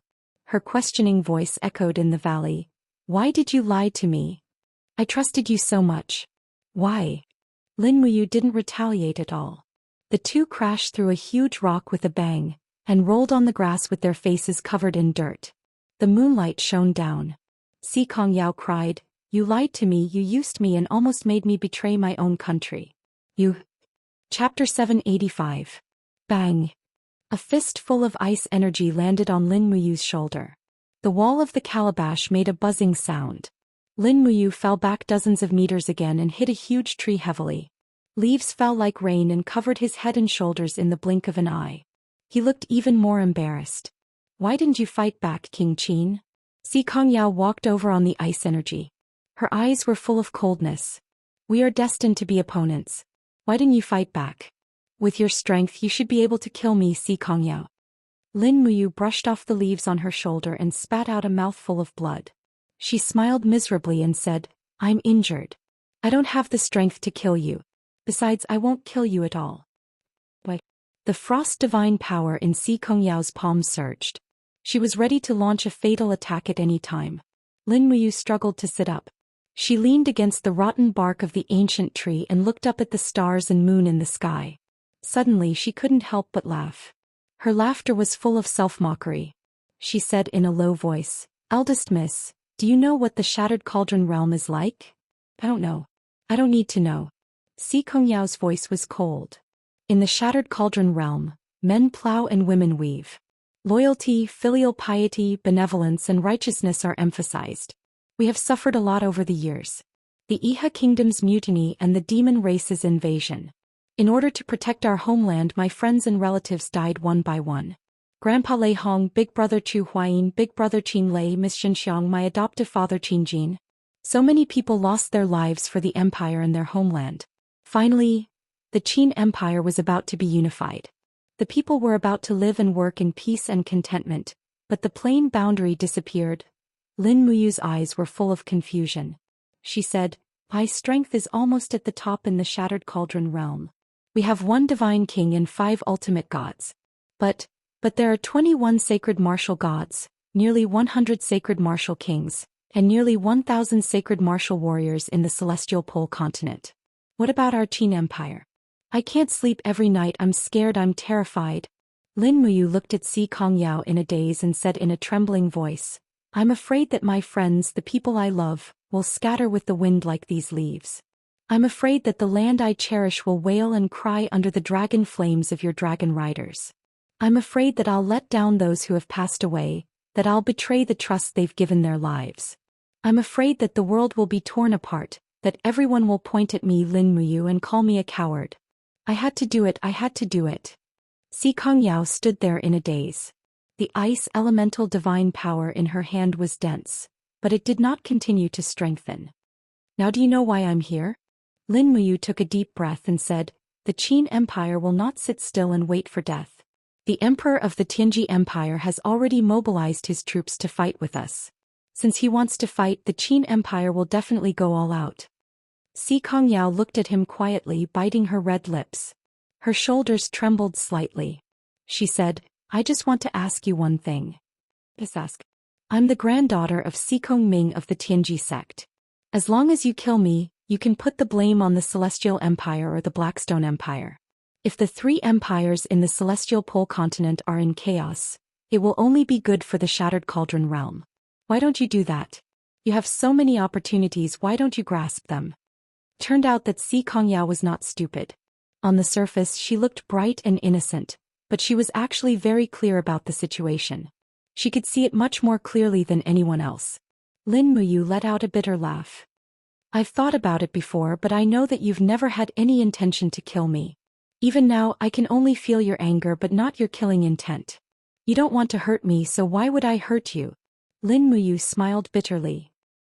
You are really the Qin Empress Lin Muyu of the Qin Empire? Yes. Lin Muyu gently opened her palm and shouted in a low voice without holding anything back.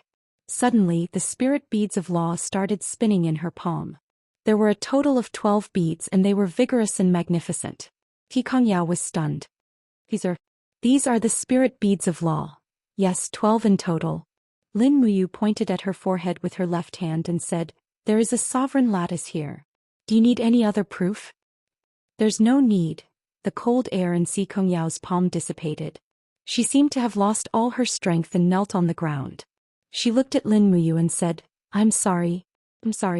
I didn't really want to hurt you. It's okay. I don't blame you. You probably can't accept the fact that I'm a foreigner." "No." Tikongyao shook her head, bit her red lips and said, "I grew up in the Tianji sect. The empire's emperor Baiming Yuan holds the Tianji sect in high esteem. The majority of the empire's cultivation resources are given to the Tianji sect. Baiming Yuan even treats me, the eldest miss of the Tianji sect, like his own daughter. I'm afraid he treats me better than all of his daughters. Now I can't kill the person who poses the greatest threat to him. Things may not be as you think." Lin Muyu looked up at the starry sky and said, "Baiming Yuan needs the Tianji sect to train more sacred warriors for him so that they can fight on the front lines of the Tianji Empire in the future. Therefore he will definitely treat you well. Eldest miss, if he really treats you like his own daughter, has he ever combed your hair even once?" "No." Tikongyao murmured. "I know a father. He's an emperor, but he often combs his daughter's hair. He gave up everything for his daughter, including his life. That's what a father should be like." Lin Muyu's mind was filled with the images of Qin Jin and Qin Yin. She could not help but feel a lump in her throat and almost burst into tears. She had almost given up everything for this father and daughter. What a great obsession. "Actually, I know that this is just an exchange of benefits. It's just that Tikongyao frowned slightly and said, "It's just that I really can't imagine it. If I become friends with you, it would be a betrayal to the Tianji Empire. I really can't do it." Cough cough. Lin Muyu coughed violently a few times. The gauze on her shoulder was dark red. The injury she had suffered during the day had burst open because of Tikongyao attack. "Are you okay?" Tikongyao crawled a few steps on her knees and checked on Lin Muyu's injury. Her eyes turned red. "I'm sorry. It's all my fault." "It's not your fault." Lin Muyu took a deep breath. "I asked for this. If I hadn't come to the celestial pole continent, I probably wouldn't have gotten myself into such a sorry state. I could have lived a few more years in the Shattered Cauldron realm. If you hadn't come, you wouldn't have been able to know me." Tikongyao sniffled and looked at him with red eyes. Oh, what does that mean?" "Yeah, I got it." Lin Muyu smiled. She looked down at the layer of fallen leaves on the ground and said, "In the Shattered Cauldron realm, I have an adopted elder sister called Chu Yao. And you are called Tikongyao. Actually, it can be said that we are quite fated." Tikongyao couldn't help but laugh. She put her hands on the ground and looked up with a smile. "If Chu Yao is your elder sister, then what about me? Perhaps you are more like a younger sister." Lin Muyu looked down at her. "Younger sister? I don't have an elder brother. I never had one." Tikongyao muttered to herself. "Do you really think of me as a younger sister?" "Yes, even though this younger sister beat me up so badly a few seconds ago." "I'm sorry," Tikongyao pouted. "I will make it up to you." "Really?" "Yes." Tikongyao nodded and said, "As long as you are my elder brother, I can do anything for you. Of course, this matter can't be too excessive." "Okay." Lin Muyu smiled. Her eyes also became charming. She sat up straight and said, "I just happen to have something that I want to ask Yao for help with." "What is it?" "Stay in the Blackstone Empire and help Liu Bai manage the Pishio mercenary band. Rely on your connections in the Tianji sect to rope in talents to join the Pishio mercenary band. Quickly annex the surrounding mercenaries and unify the entire Blackstone Empire's mercenary world. After that, attack the cities and territories so that the Blackstone Empire can't split itself and attack the Shattered Cauldron realm." At this point, Lin Muyu's eyes lit up. "With your roping skills and status, it definitely won't be a problem." Tikongyao mouth opened wide. "How can I do that? If I stay in the Blackstone Empire, what about the Tianji sect? Moreover, if the Pishio mercenary band attacks the cities and territories, it will be equivalent to a rebellion. Do you want me, your younger sister, to rebel? Don't forget that I'm the future leader of the Tianji sect." "I know." Lin Muyu nodded and changed the way she addressed her. She said, Yao, you can hide behind the scenes and continuously rope in talents for the Pishio mercenary band. Leave the real fighting to Lu Bai. He will be the bad guy and you will be in charge of the military power. In this way no one will know that Si Kongyao is the real leader of this mercenary band. All right, Si Kongyao bit her red lips. Her eyes flickered with difficulty. She said, but you have to promise me one thing. Tell me. No matter what, I will definitely not use force against the Tianji sect and the Tianji Empire. This is my final bottom line. I promise you. Also, say it. If you can reverse the situation, please let the commoners of the Tianji Empire go. They are innocent. Yes, I have never used force against commoners in my life. Don't worry. Lin Muyu was relieved. She leaned against the tree and couldn't help but smile. That's great, that's great. With your help, Yao, the matter of the Blackstone Empire is basically settled. When I return to the Shattered Cauldron realm, I will be able to command the upcoming war without any distractions. Brother, are you leaving? Si Kongyao looked disappointed. Yes, I will be leaving the Celestial Pole mainland soon. The Shattered Cauldron realm is my real home. Doesn't that mean I won't be able to see you for a long time? We will see each other again. Lin Muyu patted Si Kongyao's shoulder and said, Don't say these useless things. Listen carefully. I will now impart the cultivation methods of the stellar art and the spirit refinement art to you. The stellar art is forceful and overbearing. It is my unique art. The spirit refinement art has great benefits for cultivating Godhead. If you use the spirit refinement art to cultivate demon spirit stones, you will get twice the result with half the effort. Si Kongyao sat there blankly. At this moment she felt that Lin Muyu really treated her as a younger sister. If they weren't close relatives, why would she impart all her martial arts to her? The stellar art and the spirit refinement art were the two most profound martial arts of Lin Muyu. As for the 7 luminaries, it was too overbearing.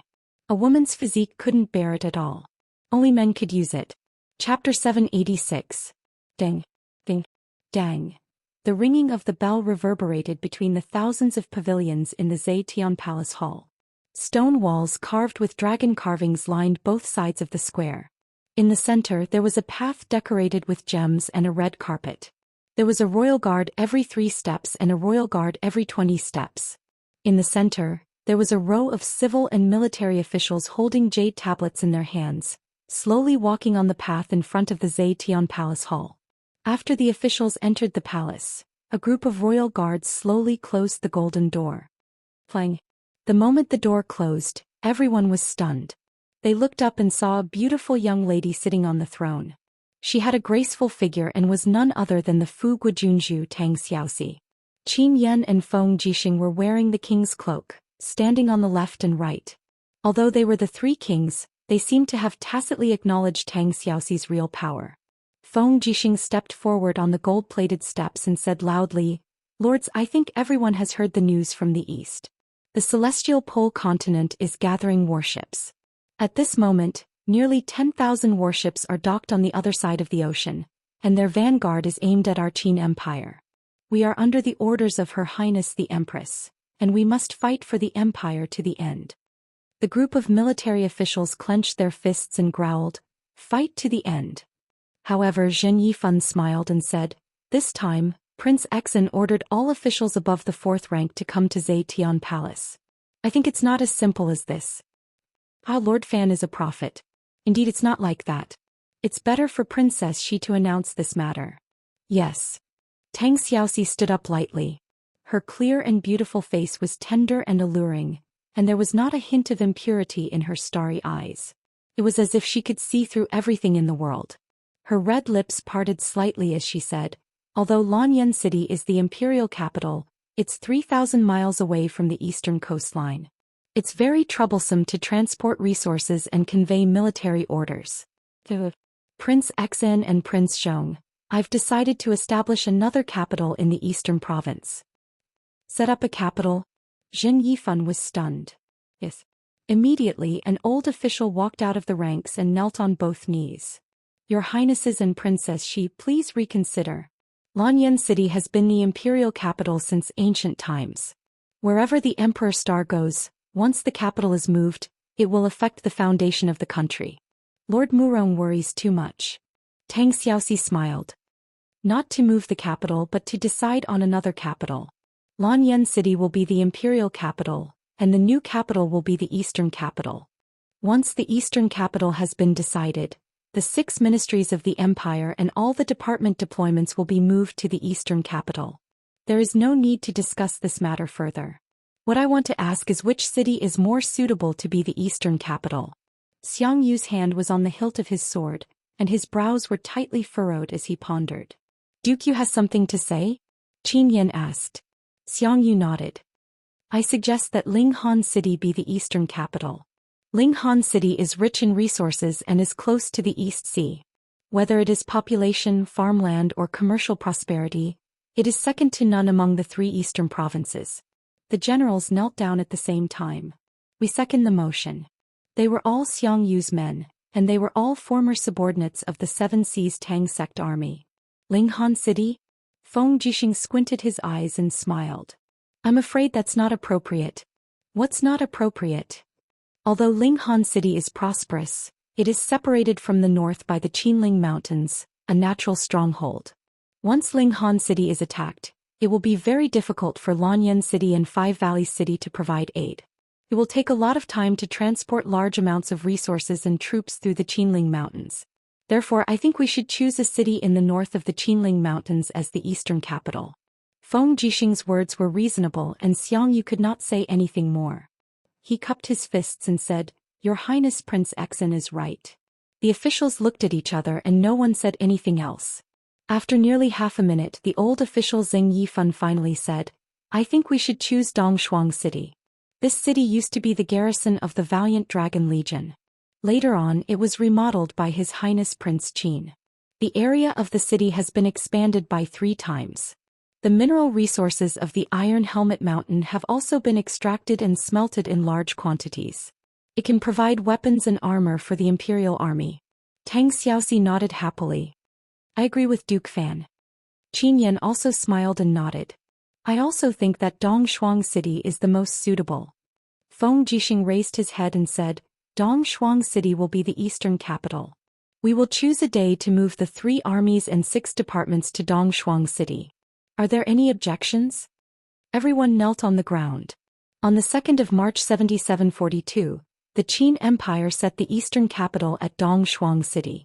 The 3 armies and 6 departments began to move on the same day. The Imperial Guards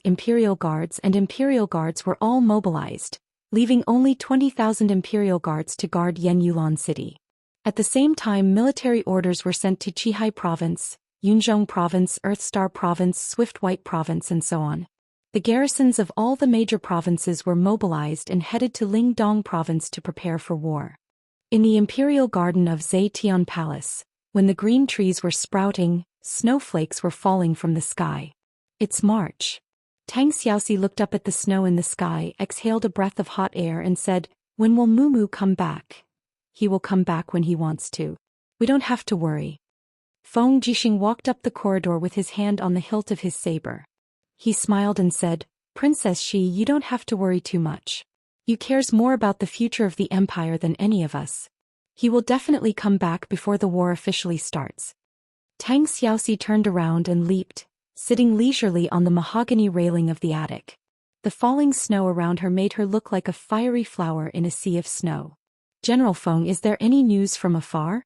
Have the Tianji Empire and the Blackstone Empire come? She was still used to calling Feng Jixing General Feng. It was as if she was still living in the past. At that time, Qin Jin and Qin Yin were still around. Lin Muyu was the commander of the Longdan army camp. Feng Jixing was the commander of the Imperial Guards. They all had their own duties and drank and played the zither when they had nothing to do. Everything was as beautiful as a dream. Tang Xiaoxi's eyes reddened. She couldn't help but raise her face, afraid that her tears would fall. Not yet. Feng Jixing said, Our war eagles and messenger birds are constantly flying over the sea. The news they brought back is almost the same. Most of the troops of the Tianji Empire and the Blackstone Empire are gathered by the coast. They will only set off when their warships and resources are ready. However, it seems that they will need at least half a year to finish their preparations. Is there any news from the north? Tang Xiaoxi asked. Yes. About 200,000 demons have entered the snowy wastelands. Wei Chou is leading the Longdan army camp to guard the 8 wastelands. The demons have really been completely expelled from the mainland. Then, Tang Xiaoxi pursed her red lips and suddenly asked, what about the territories north of the 8 wastelands? Do we have any news from there? Well, Feng Jixing shook his head and said, north of the 8 wastelands is the frozen polar region. It snows all year round and is extremely cold. According to the temperature rules set by the Fire Sparrow Division, it is -40 degrees Celsius. Breath will turn into ice. Moreover, there is no food in the polar region. The snow that is several meters high makes it impossible for people to travel. Therefore, we haven't sent any scouts into the polar region. Tang Xiaoxi's bright eyes looked at Feng Jixing and said, I have a bad feeling about this. But I don't know. She nodded and said, it's just a hunch. How many troops does the Tianji Empire have? According to the news from you, they have a total of 800,000 troops. Then how many people have gathered along the coast? Nearly 300,000. Feng Jixing frowned and said, in addition to the troops stationed in the 4 provinces of the Tianji Empire, they have about 400,000 troops. From what we can see, they have 700,000 troops. What else is Princess Xi doubting? Tang Xiaoxi said, but General Feng, don't forget that Mu also said that they are recruiting troops on a large scale. They started a few months ago. With the prosperity of the Tianji Empire, it shouldn't be a problem to recruit hundreds of thousands of troops in a short period of time, right? Moreover, we have only spied on the situation of their troops. As far as I know, our spies have seen the main forces of the Yanji army and Lanji army of the 4 major armies of the Tianji Empire. However, the main forces of the other 2, the Longji army and the Liuji army, are missing. The most important thing now is to find out the location of these 2 major armies. Feng Jixing sweated profusely and said, Princess Xi, you mean, they may have other preparations? Yes. Where will they attack from? I don't know. Tang Xiaoxi frowned and said, this is also what I am confused about. Could it be the icebound pole in the north? No way, ordinary people can't survive in the icebound pole at all. Yes.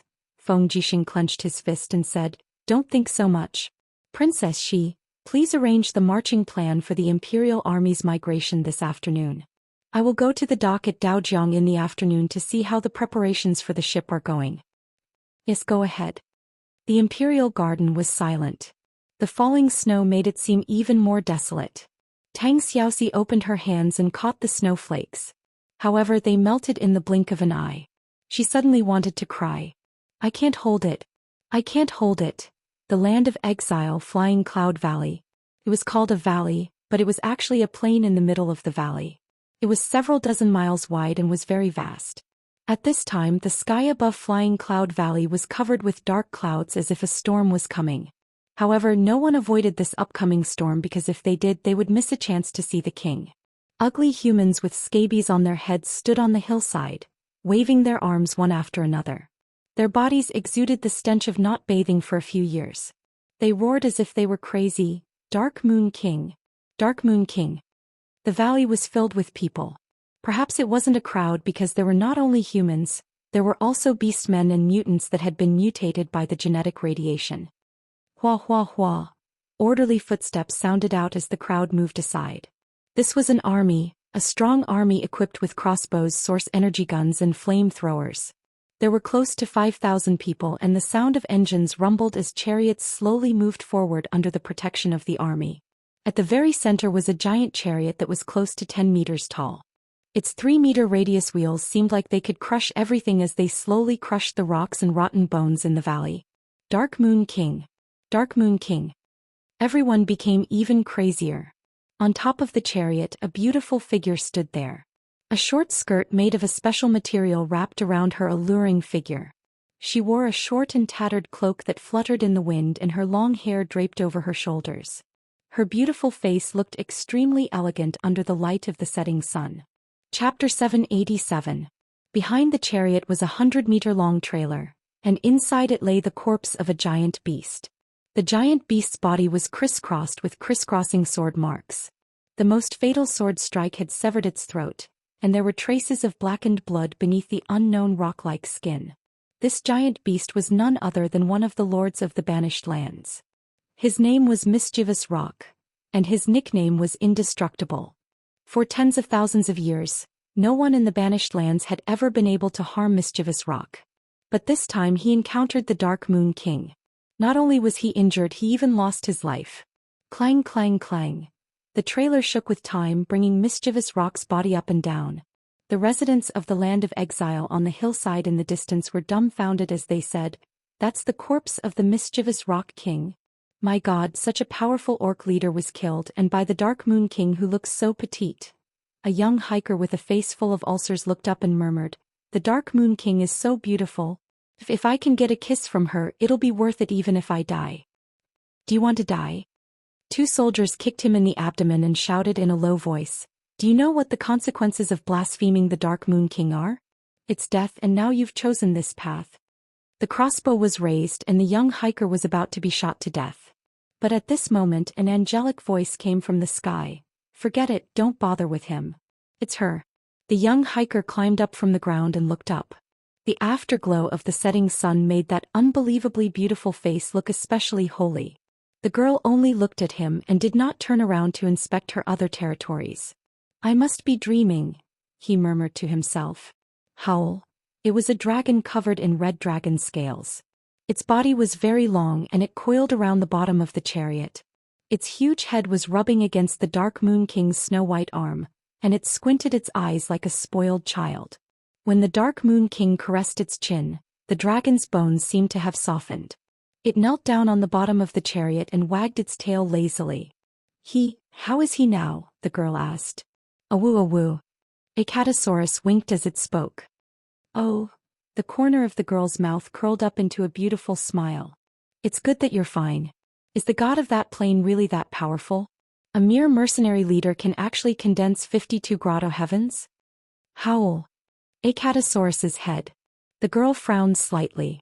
"Let me ask you another question."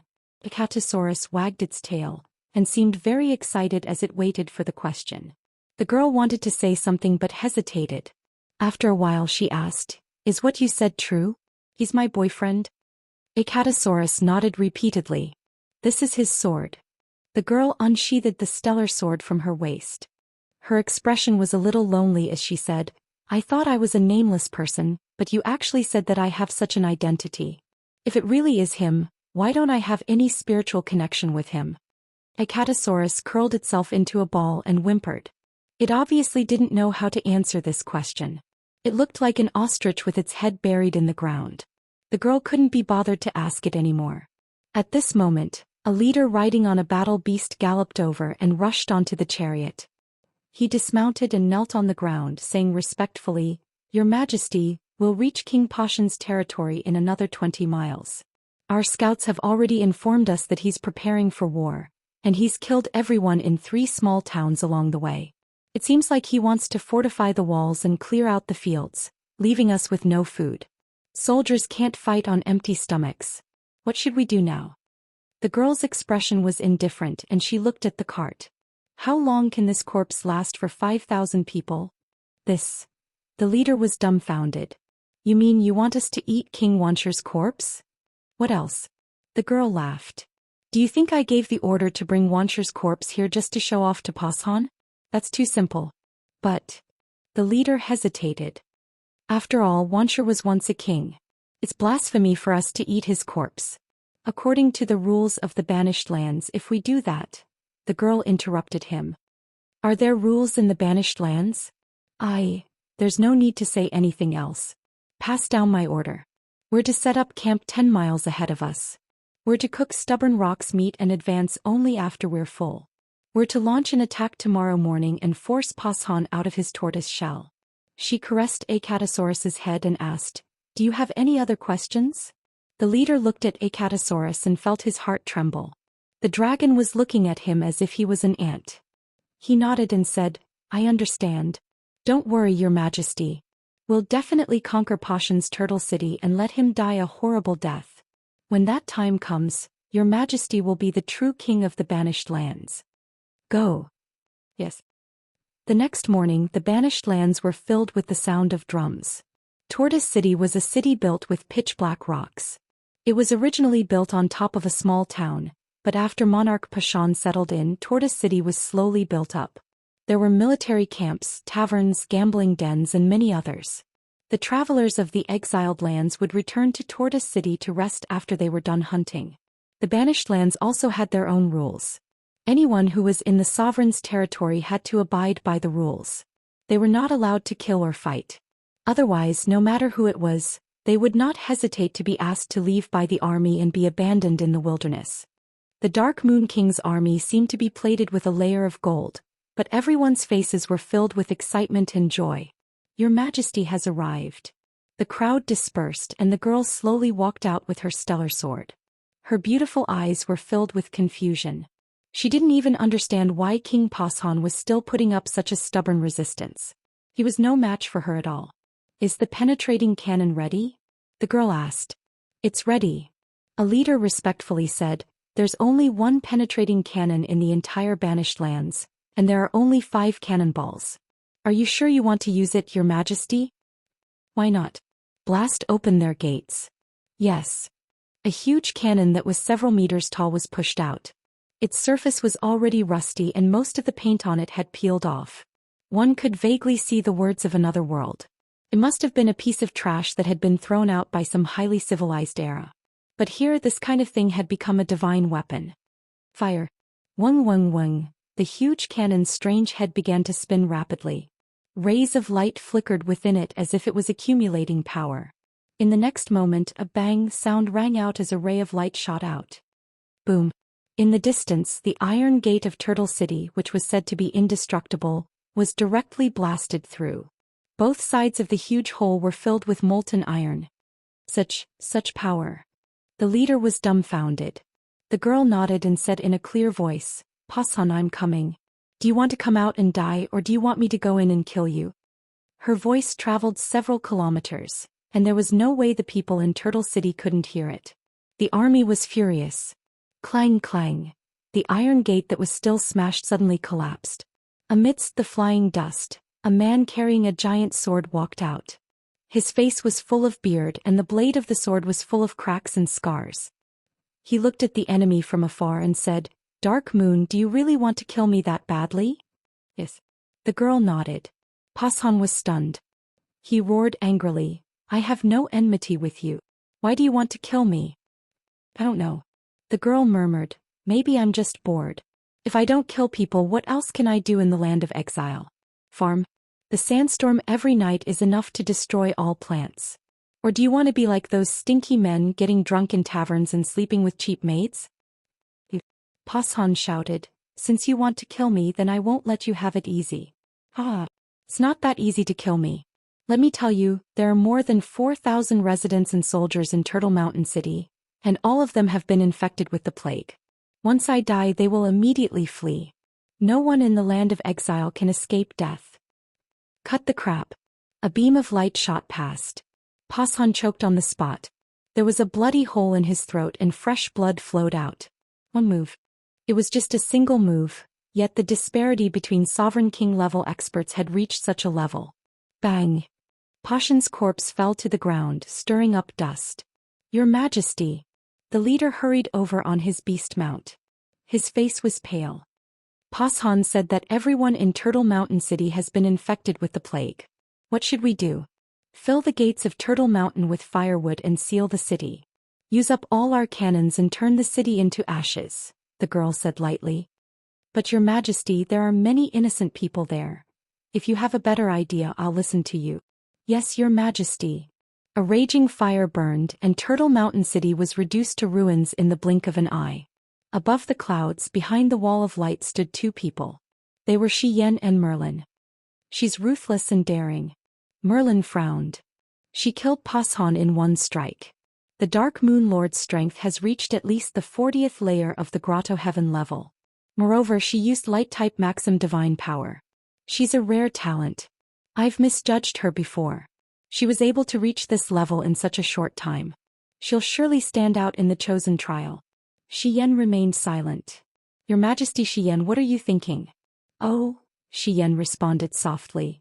I'm thinking that if I bring her back to participate in the chosen trial, will my position as a seraph be challenged? Even you are afraid of her? At this moment, a powerful force suddenly flew toward them. It was a beam of light on the ground. Plang! The star's sword slashed heavily on the wall of light. The wall of light instantly cracked.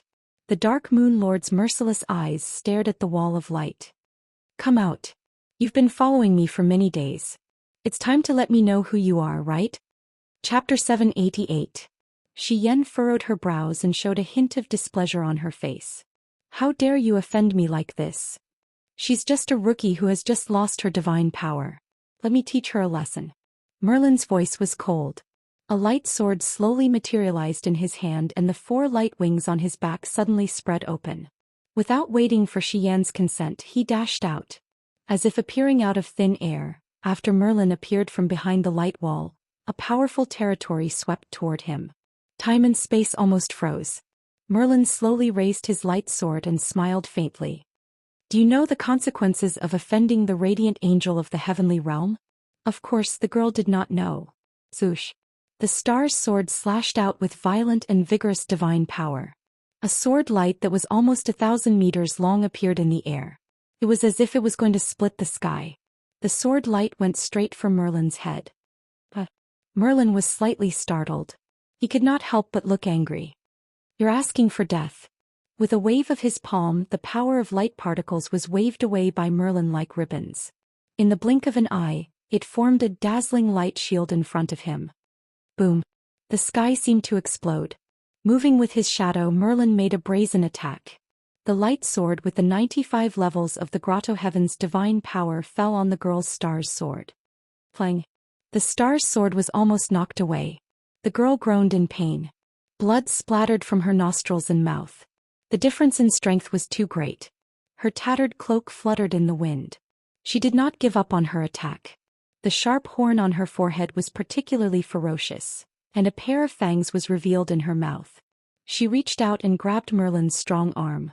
Then she attached herself to Merlin's back like a demon spirit. She raised her sharp claws and struck the main artery in her opponent's neck. Bang! A blood-red light splashed. She had only hit Merlin's god wall. Whoosh! She opened her small mouth abruptly, revealing her fangs that glowed with blood-red light. She aimed another vicious bite at Merlin's neck. She knew that the opponent before her was very strong, so she could only unleash her most primitive wild instincts to fight him. This time those sharp fangs actually pierced 2 tiny holes in the indestructible god wall. Merlin let out a miserable groan and hurriedly shook his arms, shouting, "Get out of my way!" Hong hong hong. The airwaves surged with his spirit as the core, blowing the young girl away like a broken leaf. Merlin, on the other hand, was furious out of humiliation. I'm going to kill you, you disobedient B*****. Merlin, stop. It was Xian's voice. Her gaze was gentle as she looked at the young girl floating in the wind. Don't be afraid, I am Xian, an angel from the Western Divine Realm. Congratulations, you have already been chosen by the Western Divine Realm to participate in the trial of the chosen of gods. Once you pass the trial, you will be able to obtain the blessing and obtain the wings of an angel. Right now what you need to do is to give up resisting and follow us back to the Western Divine Realm. Don't worry, no one will harm you. Hiss hiss, the young girl blinked her demonic spirit eyes and revealed a fierce expression. It was as if she would kill Xian with all her might if she were to come near. Sigh. Xian sighed and suddenly disappeared. In the next moment she appeared behind the young girl without a sound. Her 5 fingers turned into knives and lightly struck the back of the young girl's head. 99 layers of golden airwaves surged and the young girl fell softly with a whimper. Xian took advantage of the situation and hugged the young girl in her arms. Looking at the bloodstains on the young girl's face, Xian could not help but feel sorry for her. She said, "A lord who came from the banished land is destined to be a strong person. Don't worry, I'm here in the future. I won't let you experience such painful memories again.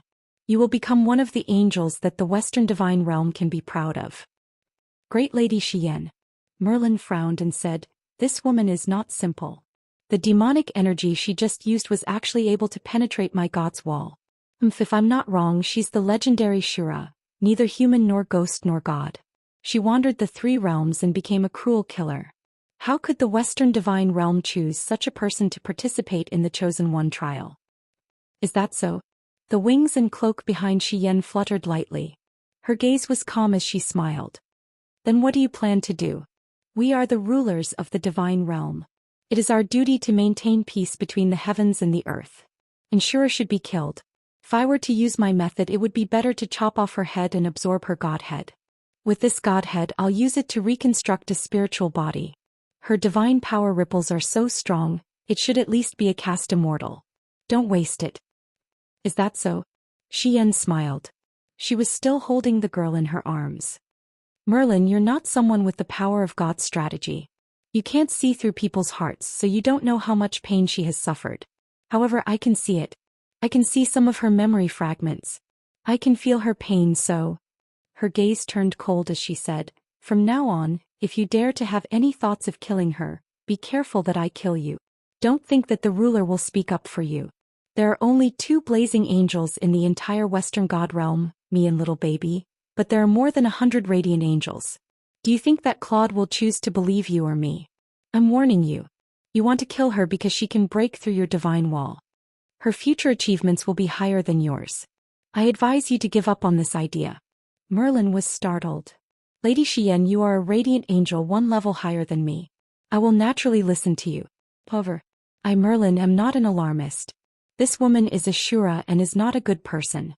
Moreover, she only has killing and revenge in her heart. Such a person will sooner or later become a scourge in the Western Divine Realm. That is all I have to say. I hope Lady Xian knows what to do." Xian raised her eyebrows and looked at him coldly. Her beautiful face was filled with anger. "Are you warning me? If you are, I can kill you in the banished land. No one will know. If not, you better apologize." "You." Merlin gritted his teeth and bowed respectfully. "Lady Xian, I know my mistake. Please punish me. Forget it. Return to the Divine Realm. Pretend that nothing happened here." "Yes." Merlin looked at the ground. There was still a large group of travelers from the banished land who had been subdued by the Dark Moon King. Among them there was no lack of strong leaders. He said, "What about the Dark Moon King's subordinates? There are almost 10,000 of them. Will these people see through the secret of reincarnation and come to the Divine Realm for revenge? Then what do you want to do?" Xian asked lightly. Merlin revealed a murderous intent again. "Cut the weeds and eliminate the roots. Kill this group of people and let the Dark Moon King cultivate in the Divine Realm in peace. What do you think, Lady Xian?" Xian's eyes showed deep disappointment. She smiled faintly. "Merlin, do you know what an angel is? An angel is an angel. Do you know why your realm has been stagnant for tens of thousands of years? You entered the ranks of the God Emperor 100,000 years earlier than me. Why?" This time Merlin was a little nervous. Xian smiled faintly. "Because an angel is only a clergy. We exist because of our faith. We are compassionate and we save all the suffering in the world. If you have lost the thought of compassion and justice and only think of killing and power, how can someone like you see through the mysteries of the 99 heaven?" Merlin was silent. After a few seconds he said, "I understand. Thank you, Lady Xian, for pointing it out. Don't talk so much. Return to the Divine Realm with me." "Yes." When she woke up, she did not know when or where she was. When she opened her eyes, she was lying on a warm bed with a soft quilt covering her body. She could not remember how long it had been since she had such a soft quilt. There was no cotton in the banished land, let alone quilts. Most of the quilts were made of linen. It was like a shroud covering her body. There was no comparison at all. This was a room with green bricks and green tiles. Beside the bed was a huge floor-to-ceiling window. Sunlight shone in from outside. "Sunlight," she murmured. The sunlight here was completely different from the sunlight in the banished land. She stretched out her palm. When her 5 fingers came into contact with the sunlight, she felt a burning pain. She hurriedly withdrew her fingers in pain. She saw that her fingertips were grayish-black, but they were slowly turning back to white. The body of Ashura cannot directly withstand the light of the Divine Realm. The blazing sun of the Divine Realm gathers the purest light, divine power between heaven and earth. A voice came from afar. The voice came from a hall connected to the small room. A graceful woman was sitting there, tasting the thick soup. She smiled in satisfaction and said, "The grouper soup of the Holy Lake is indeed delicious." "Who are you?" The girl sat up but found that she was not wearing any clothes. She felt a faint swelling pain at the back of her head. The beautiful woman in the hall stood up. Her slender legs were wearing exquisite leather boots, and she was wearing a chain short skirt. She was obviously a practitioner. Her eyes were deep as she smiled. "My name is Xian. I am one of the blazing angels in charge of the Western Divine Realm. I am also your direct superior. Congratulations, from now on, you are a member of the Western Divine Realm." The girl looked at her and said indifferently, "It seems that you did not ask for my permission." "Do I still need to ask for permission?" Xian smiled beautifully and generously. "You can't even take a single blow from me, so there is no need to ask for permission. Besides, the Banished Land is only one of the most insignificant places in the lower realm. With your talent, it would be a waste to stay in the Banished Land. In the Western Divine Realm, you will be trained and become one of the strongest gods. The only thing we need you to do is to pledge loyalty to Lord Claude." "What if I don't agree?" Xian smiled again. She raised her finger elegantly and snapped it. "Die." The girl thought for a few seconds. "I agree. Hee, that's right. Go. Change into a new set of clothes. I will take you to sign up for the Chosen God trial." "Thank you." Chapter 789. It was a set of clothes from the Divine Realm.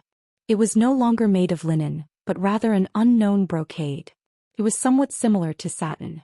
The shirt and cloak on Xian's body should be made of this material. It looked very elegant and beautiful. The girl caressed the clothes. The material was similar to Xian's clothes, but the style was completely different. It was just a simple short skirt and upper garment. It should be the difference in rank. "Stop looking." Xian smiled faintly and said, "My clothes are specially made according to the rank of a blazing angel. Yours is just the clothes of a female divine servant. You have just entered the Western Divine Realm and have almost nothing. If you want to wear better clothes, then prove your strength to everyone." The girl nodded and began to wear her clothes. Xian stared at her perfect figure, and as Xian stared, she suddenly pursed her lips, revealing a trace of displeasure. She was jealous. The curves of the other party's figure were like heaven's work, extremely perfect, even slightly better than her own. "Right, let's go. Take this with you." Xian raised her hand and threw the stellar sword. With a paw sound, the girl caught the stellar sword. There was a strange yet familiar feeling. She couldn't help but become more calm. She smiled and nodded, "Yes, Lady Xian." After walking out of the room, she discovered that the outside was very spacious, and there wasn't just one house. A large number of houses were located here, and there was a bridge in the air in front of them. The bridge was made of stone bricks, and it stood in the air without any support. It was connected to the land on the other side, and the green mountains and clear waters of the land were actually suspended in the air. The young girl was secretly amazed. Was this the legendary Divine Realm? Looking down, there were layers of clouds below the Heaven Realm. Under the layers of clouds, she could vaguely see a continent. This continent should be the Divine Realm. "There's no need to think about it." Xian smiled and said, "Only high-ranking members of the clergy are qualified to live on the Spirited Mountain. The land you see is only the lowest level of the Divine Realm. Countless mortals and gods with mediocre cultivation stay there to cultivate.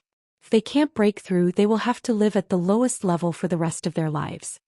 The young girl was stunned. She didn't expect that the Immortal Realm would have such a strict hierarchy. Xian continued, "The God's Chosen trial is held once every 100 years, and it is used to select the most outstanding cultivators of the younger generation in the Western God Realm. According to the rules, every god who is at or above the level of a radiant angel is given a recommendation. Most people have already given up, and I would normally have given up as well, but this year..."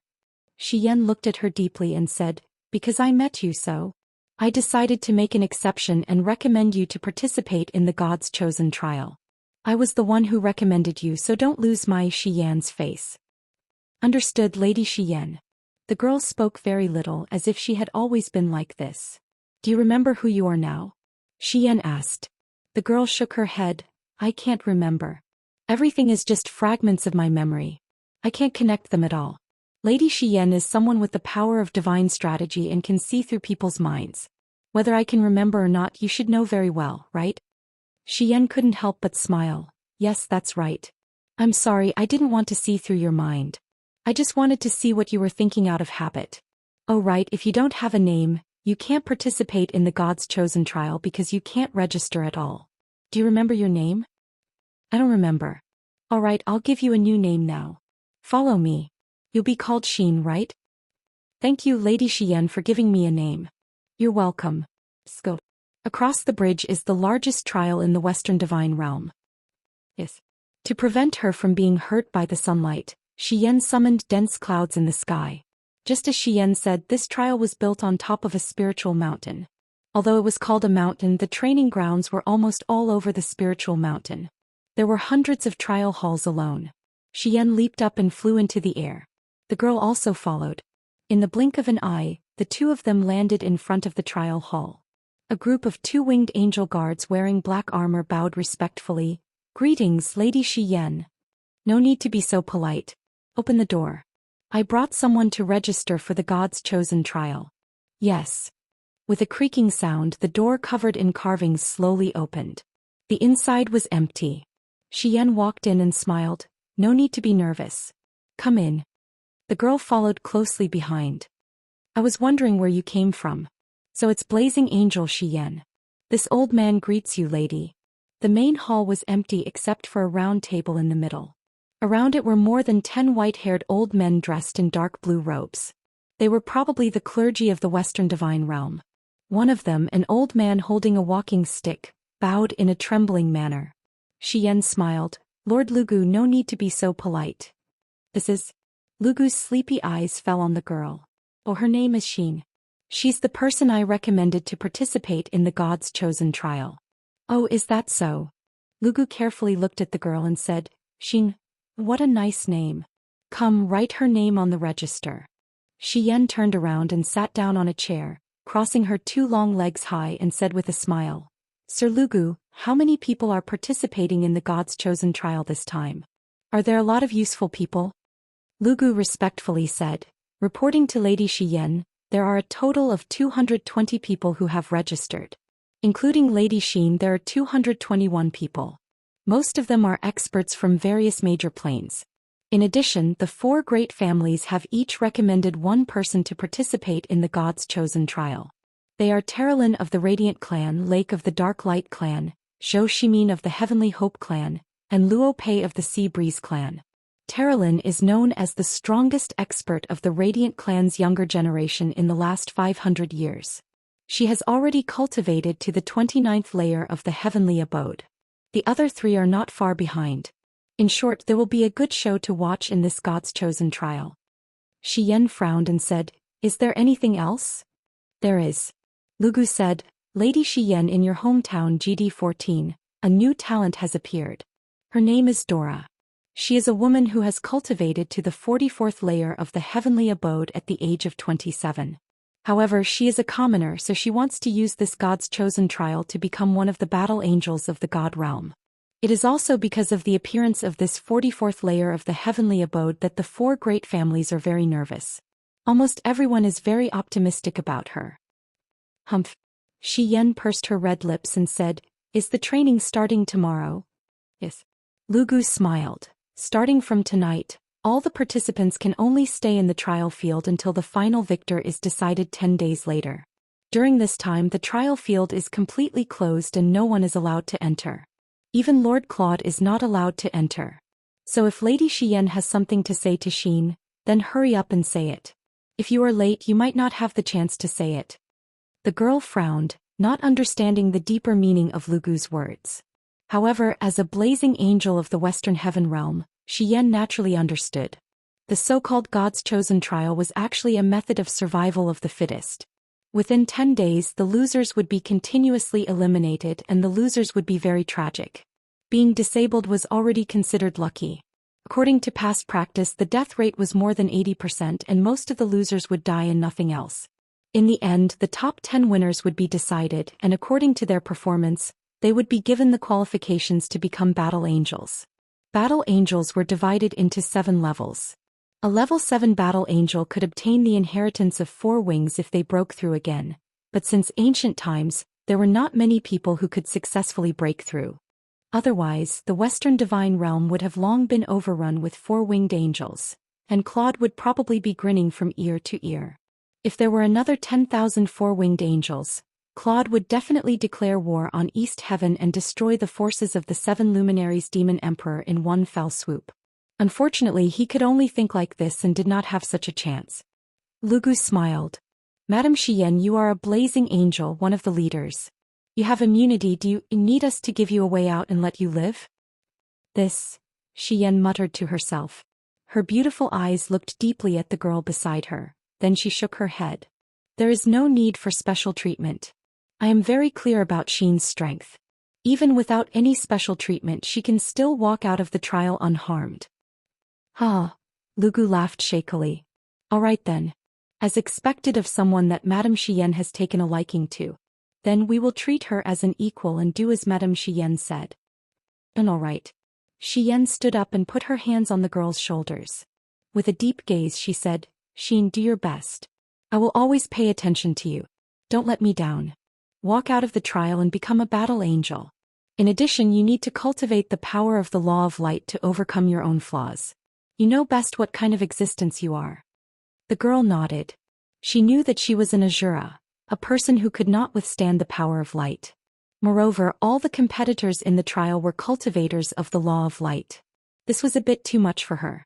However, there was naturally a secret hidden in the depths of her heart. That secret was hidden in the depths of her EC.